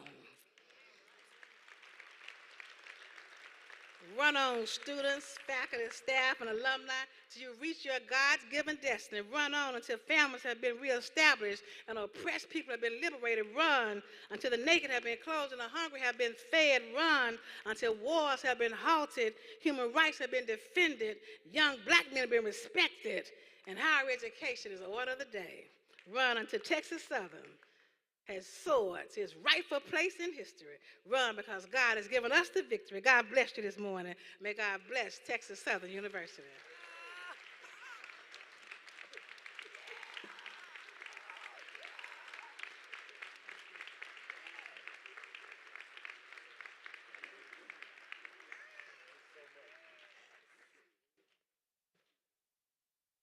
I think that will give all of us a little something to think about. Thank you, Dr. Glover.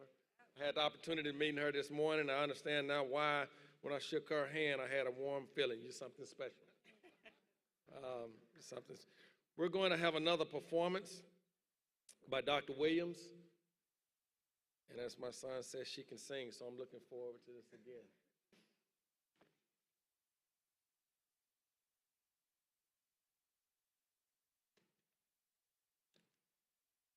Good morning, everyone. As I sing this song, as I was selecting this song, rather, I thought about the words that perhaps Dr. Crumpton Young may use. And so the words of this song are sung in her voice. I have the faith that sees the invisible, expects the incredible, receives the impossible, faith that can conquer anything, faith that uproots my problems, faith to know God can solve them, faith to vision my freedom. I have faith that can conquer anything. Faith to reach the unreachable. Faith to fight the unbeatable. Faith to remove the unmovable. Faith to stand the invincible. Faith that can conquer anything.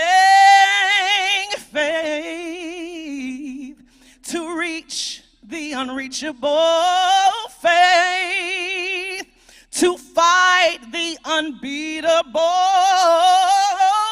Oh, faith to remove the unmovable. Faith to stand in the face of the invincible. Faith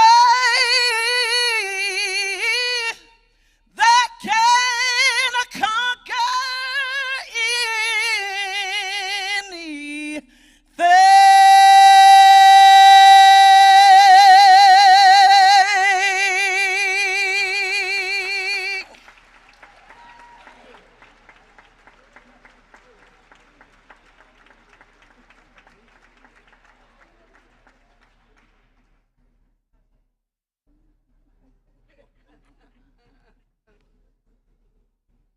Dr. Williams, let me say thank you once again. I wish we can do a few more songs, but that'll probably cause me a little issue there. We're now coming to the part that we are actually here for. I will now ask President Young's husband,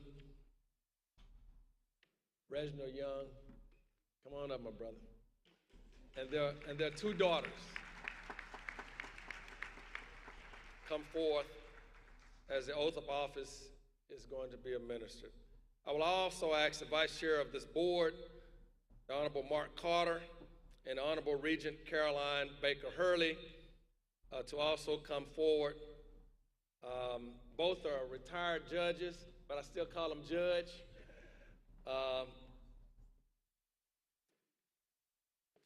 And I will turn it over to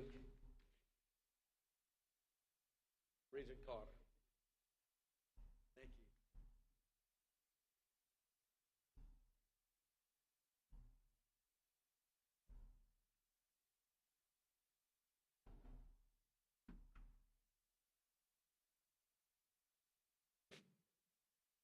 Okay, so I need the girls here. Test. Okay, and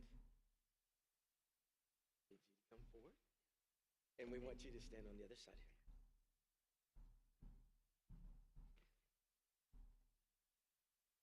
All right, right here because you're going to be speaking into the mic, and I like the girls to come forward.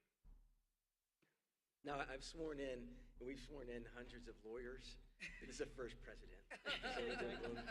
So bear with us. All right, place your hand on the Bible and raise your right hand. There you go. All right. And repeat after me. I state your name.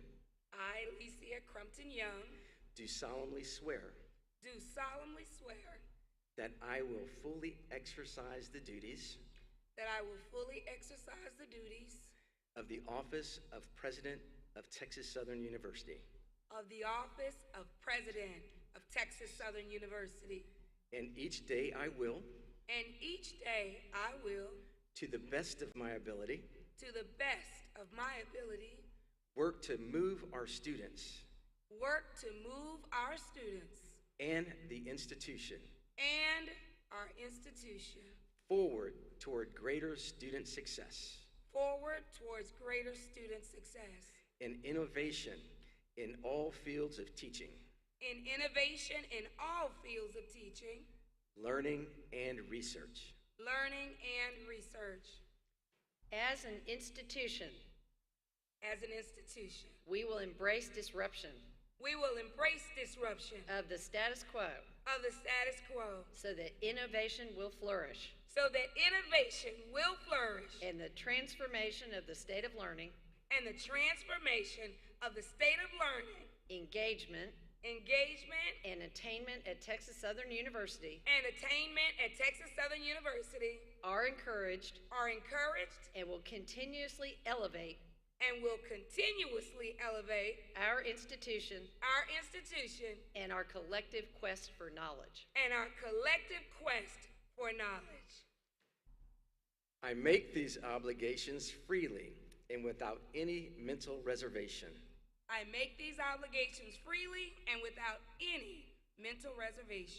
I promise I will work each day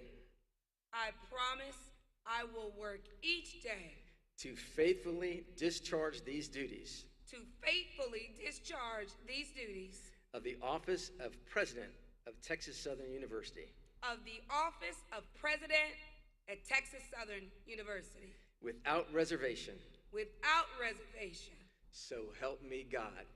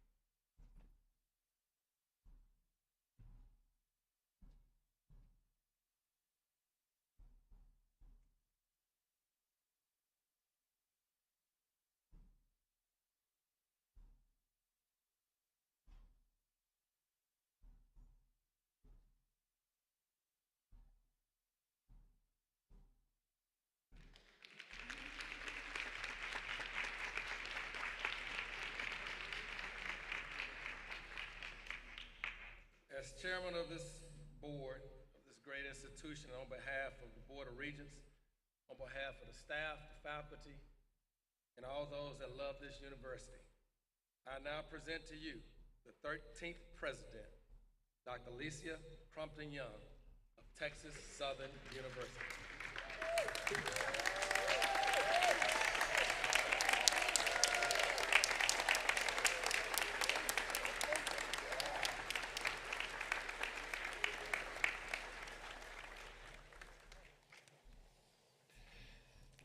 Welcome to Tiger Nation. I am absolutely honored to serve as the 13th president of Texas Southern University. This truly is God's country at Texas Southern University. You all know my personality. I always like to begin my comments where most people like to end their comments. And so I'm going to begin with all the thank yous, because I know that there are so many individuals that have helped to make today the absolute joy that I had hoped it would be.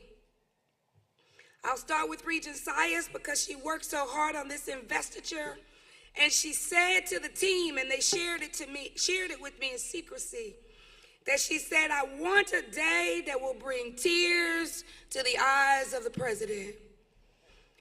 And I want everyone to report to her that I have cried the entire time. So VP Spalding, who shared that comment in secrecy, I have now told on your secret. But I want you to be the one to report to Regent Sias that I have cried each and every moment of this day. And I'm so grateful to her for her leadership. And I'm so thankful to you, VP Spalding, and all of the other members of the team who worked tirelessly with Regent Sias to bring this vision to fruition.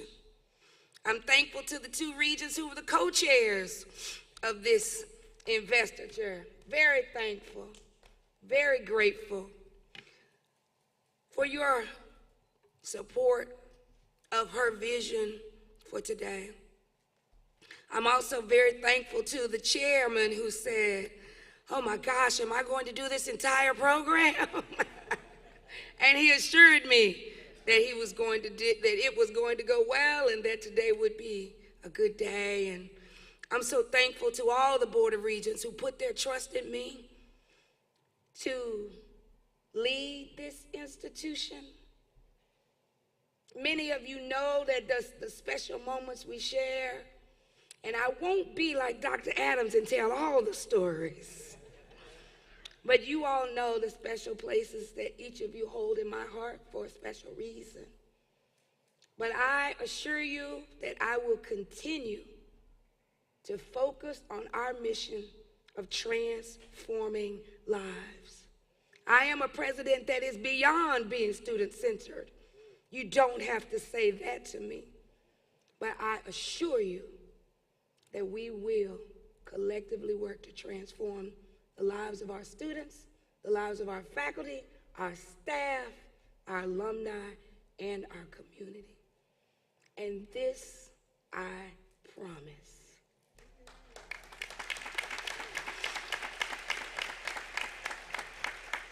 I also want to thank all the members of the platform, all the platform guests who are here today, and I'm going to call them by category. I want to thank my students. I have former students up here in this program. So I want to thank my former student on the platform, and I want to thank my former students in the audience. All my former students, please stand. The ones who call me Dr. C, you know who you are. And then you eventually started calling me Dr. CY. I am so happy that all of you have traveled to be here today, because if you had not helped me begin the ergo team, there would not be an investiture. So I thank you. And as I think about the individuals, of course you heard Dr. Adams planted the seed for the PhD when I was a sophomore. But every time you plant a seed, you have to have somebody to water that seed. Because while Dr. Adams could convince me to get a PhD, he could not advise me to get a PhD.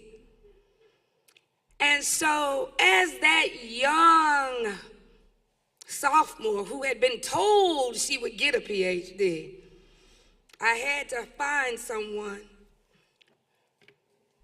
who would believe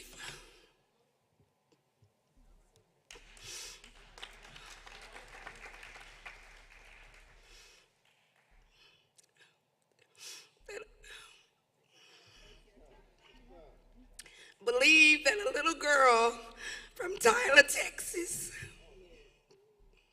could earn a PhD in engineering when it had never been done at Texas A&M.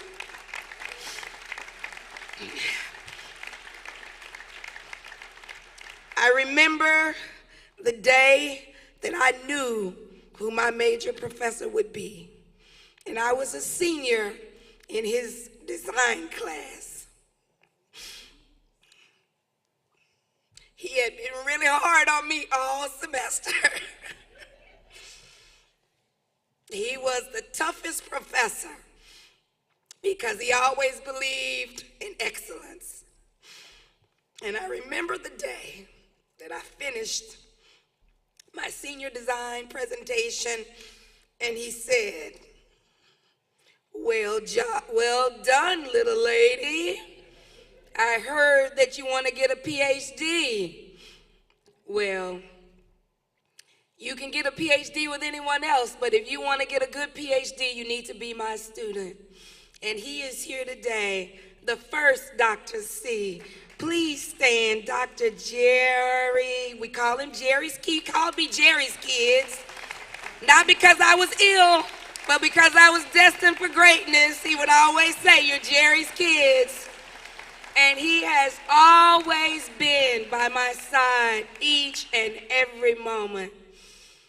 And because I'll tell this story, I was his first African-American female. He learned a lot about African-Americans. It's amazing how much he learned. He proud, if you look at the picture when I graduated with my PhD, he proudly wore his kente cloth suspenders because he learned a lot.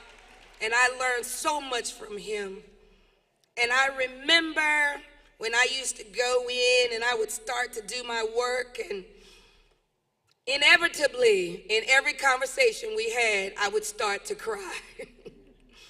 And Dr. C said, oh my God, I'm never prepared for this. I never have tissue. He had no tissue in his office when we first started. But being the scholar, the learned scholar that he is, every time as I matriculated through the program, when we got to the point of celebrating so many successes, and I started to cry just as we were about to graduate and finish my PhD, he looked at me and said, go ahead and cry because I finally have some tissue. So thank you so much. Thank you so much, Dr. Congdon. He has been with me every step of the way. He supported me, giving me advice on how to be a successful wife, how to be a great mother, how to be an outstanding professor.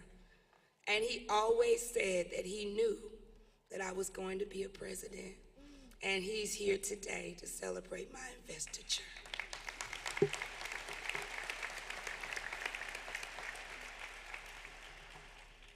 I also have to thank some other people in the audience because many of you know here at Texas Southern University, I've always said one of my favorite books is Teamwork Makes the Dream Work. And together we can accomplish the impossible. So let me start by thanking my families. In this room today, my professional families, I have a Mississippi State University family, so thank you all from Mississippi State for being here. I greatly appreciate you. I moved from Mississippi State to the University of Central Florida, and I have some University of Central Florida family members here today, and I thank you. I moved from the University of Central Florida to the National Science Foundation, and I have some friends here today from the National Science Foundation, and I thank you. I moved from the National Science Foundation back to Texas A&M as Associate Provost, and I have some friends here today from Aggie Land, and I thank you. Many of you have worked to create a new entity called Aggies for TSU, and I thank you for your support. I then met an awesome individual who is always known for her frankness and for her fierceness in saying to anyone what always needs to be said. So as I was leaving and doing all of this wonderful work to help equitably fund HBCUs and MSIs while I was in Washington, I met her one day and she said, "You need to come and be my vice president at Tennessee State University." And I said, "Excuse me? I'm not looking for a job." And she said, "The job is looking for you. It is time for you to serve an HBCU, and you might as well start with TSU." And that was Dr. Glenda Glover, who had the courage to say to me that it was time for me to give up my time and my talents and my treasures to a new home of great institutions in higher education. And while the first time she said it, I was not convinced, when she called me after I landed back in Florida, she said I had no choice and said to me, "You need to make it happen." And I think we did. In about 3 weeks, I was back, and I thank her for all of her hard work and all of her encouragement. And while I was at Tennessee State University, that was the first time I learned what it meant to be at an institution that calls itself a family. So will my family members from Tennessee State University that are here to support me, that I worked so hard with over the years, I thank you also, my family from Tennessee State. As I thought about aspirations to get to an investiture, I learned that I needed to move from the place I was so comfortable, which was Tennessee State, to a place that I honestly thought I would never be. But when I had the opportunity to become provost and senior vice president, I was changed in ways that I cannot fully describe. For my time at Morgan State University was an outstanding and truly transformative experience. And I have some wonderful Morganites here to support me today. So please, I am so thankful and I am so grateful to my team that continues to be my team. Please don't tell David I said my team.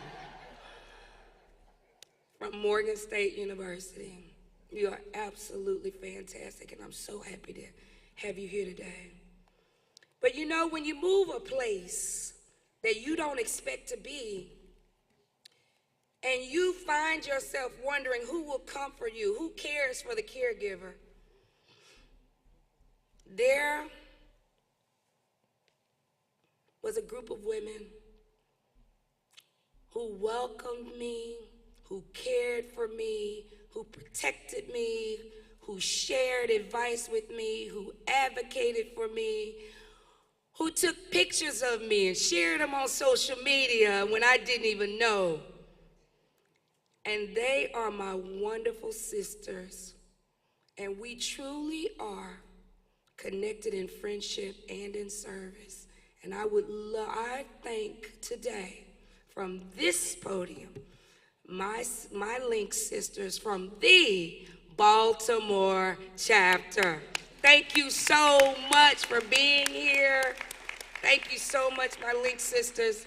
My time in Baltimore would not have been the same nor successful without you. And then that experience at Morgan led me to where I am today. And I want to thank Tiger Nation for welcoming me, for supporting me, for joining me along this path for transformation. I need everyone that's a member of Tiger Nation to stand to your feet. Let them see who we are. For we are on a path. This is our era of transformation. This is our time. We will seize this moment. We will be innovative. We will be transformative. We will be disruptive. And we will transform lives. And there will be no place like Tiger Nation. And I am so grateful. I am so thankful for the work that you've done with me for the last 9 months and for all of the work that we will do to ensure that Texas Southern University truly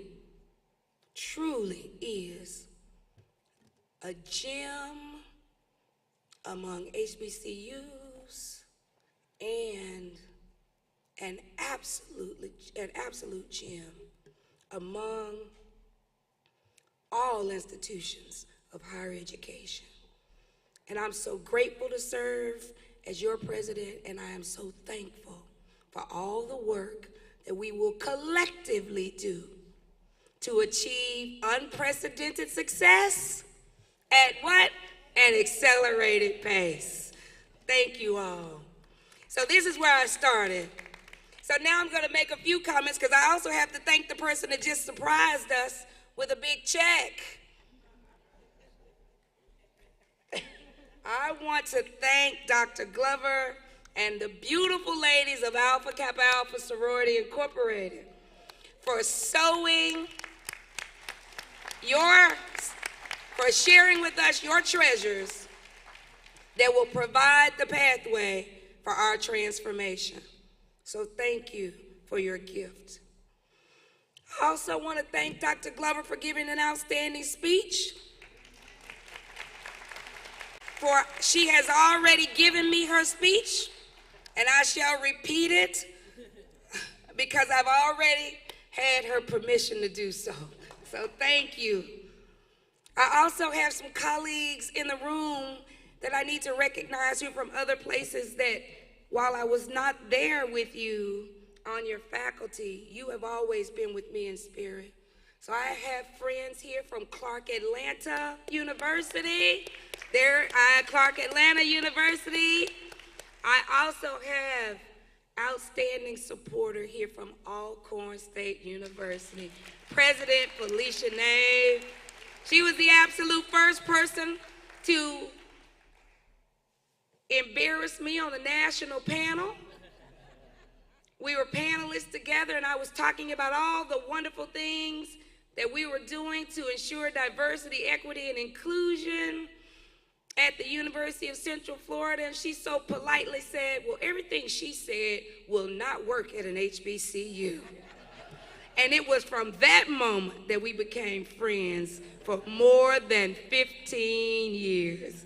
So thank you so much. I also have other presidents here supporting me. I remember meeting the president at the University of Houston downtown for the first time. I saw him stand earlier, and I thank you for your friendship. I thank you for your support, and I'm looking forward to us doing great things together for the city of Houston and for students at large. And then there's some other wonderful people here. I have good friends in the audience from Jackson State University. My fellow colleague that I met in Washington when we received the U.S. Presidential Award together, and then he and I actually ended up sharing grandchildren. So thank you so much for being here. I know that's a story that I'll tell later as to how that happened. But we co-grandparent, and I am so thankful that he traveled to be here with me today. Now, I could continue to call all types of names, but all of you know my spirit, and all of you know that I'm extremely happy, extremely thankful for you being here with me today. I'm extremely grateful for these three people that have been very patient while I have given of my time, my talent, and my treasures to higher education, and most recently to Texas Southern University. I am so thankful for my beautiful daughters and my wonderful husband, who truly are my number one, number two, and number three fans, and they have truly become Tiger fans, even the one that's from Prairie View. They have truly become strong advocates and supporters of Texas Southern University. I leave you on one note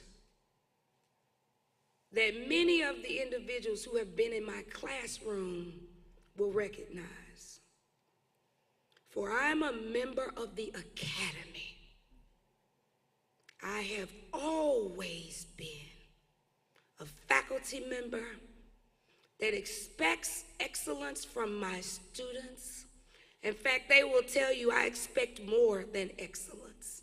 If there is a word, I would say excellence squared, or I would say excellence to the nth degree, which many of them know, they know in most places, that is excellence in infinity.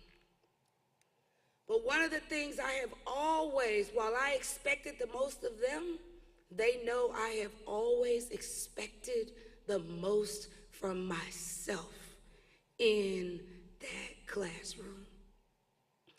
And so, the way that they always knew this is that when I prepared my course syllabus, I would have a section on the syllabus called the Crumpton Guarantee.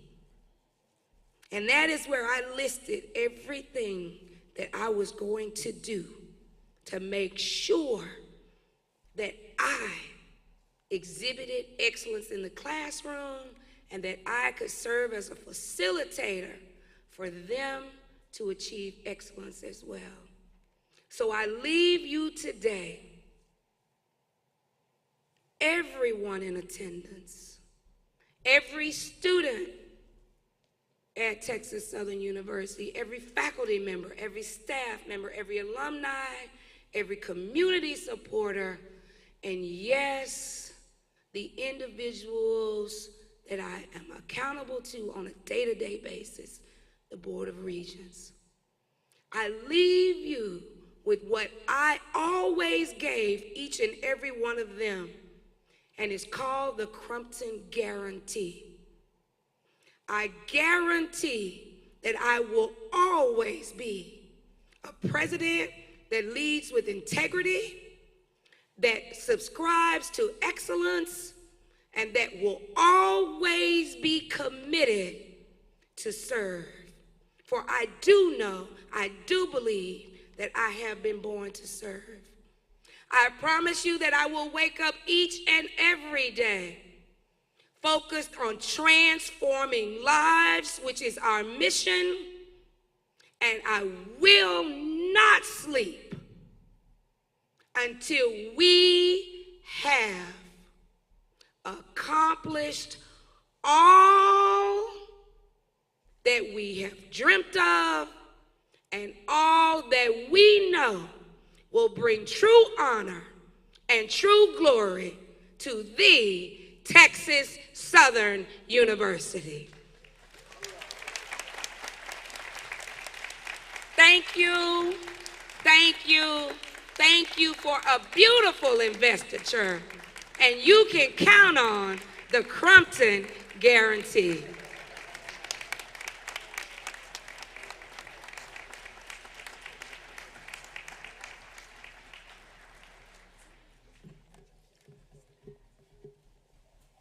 I have a couple of things that I want to help us out as we come to a close.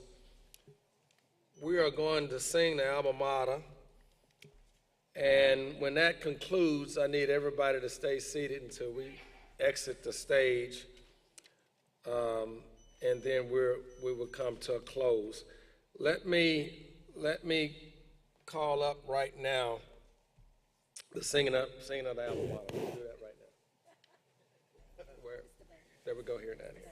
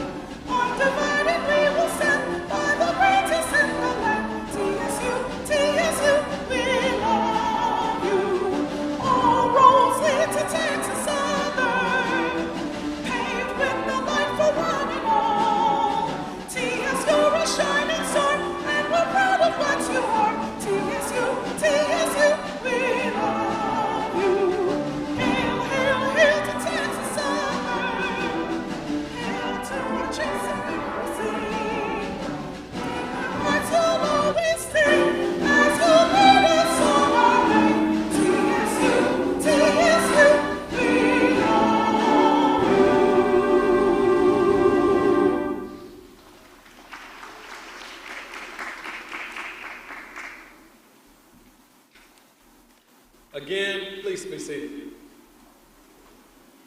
Again, I want to thank everyone for being here. I think we all have heard today the why. And that why is, why did we hire Dr. Compton Young as president, or the 13th president of Texas Southern University?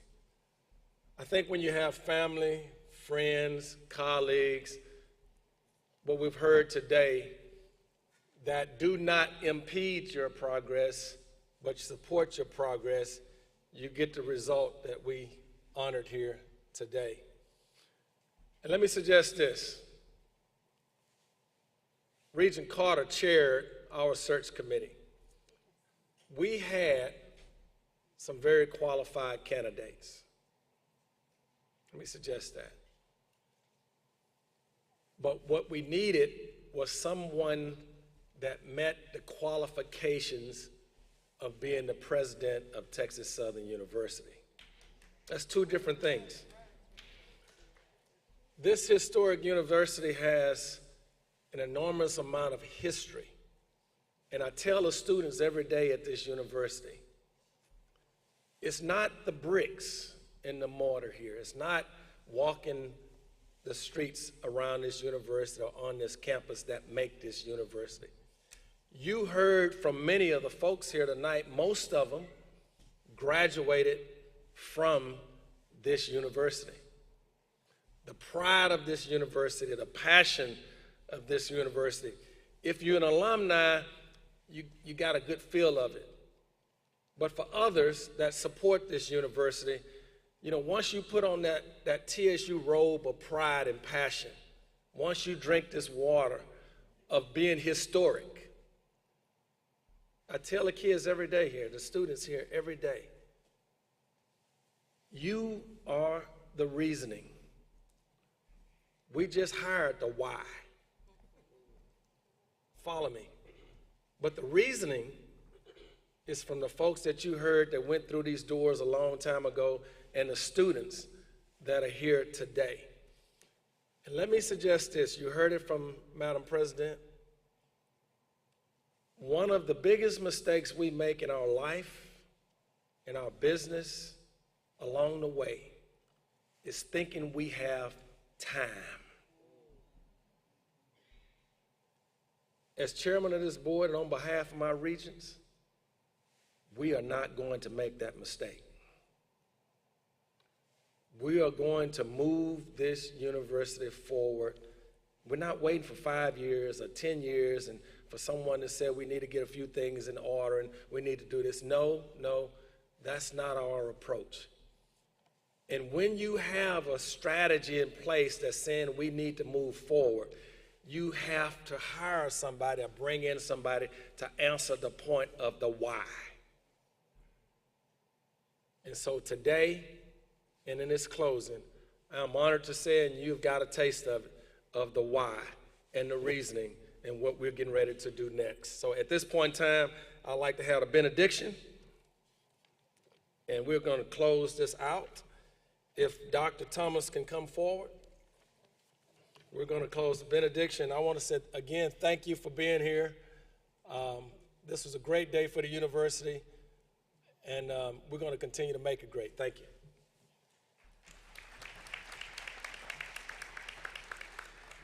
While protocol has been established, oaths sworn, presentations and even guarantees made.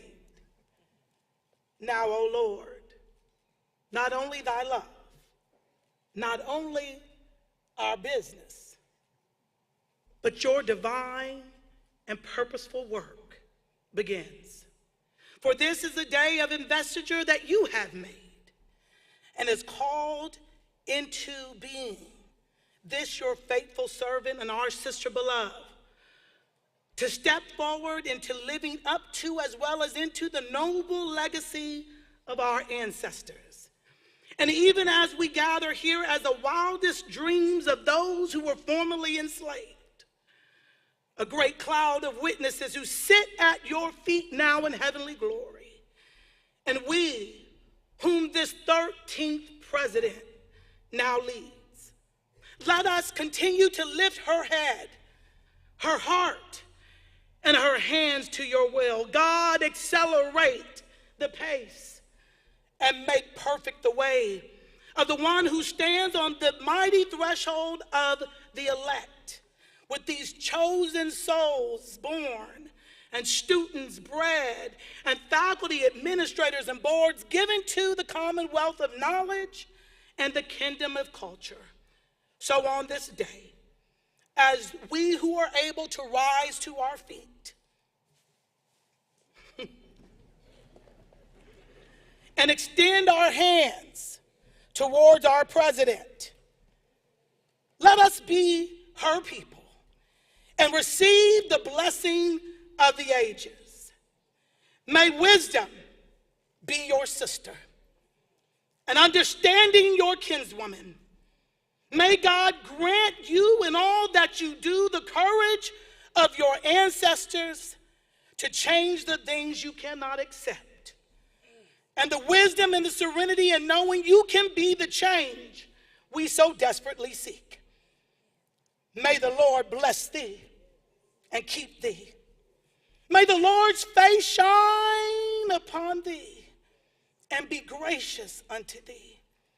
May the Lord's countenance be lifted upon thee and be seen in your smile morning by morning and day by day. For God called you for such a time as this. And let that be your peace, both now and forevermore.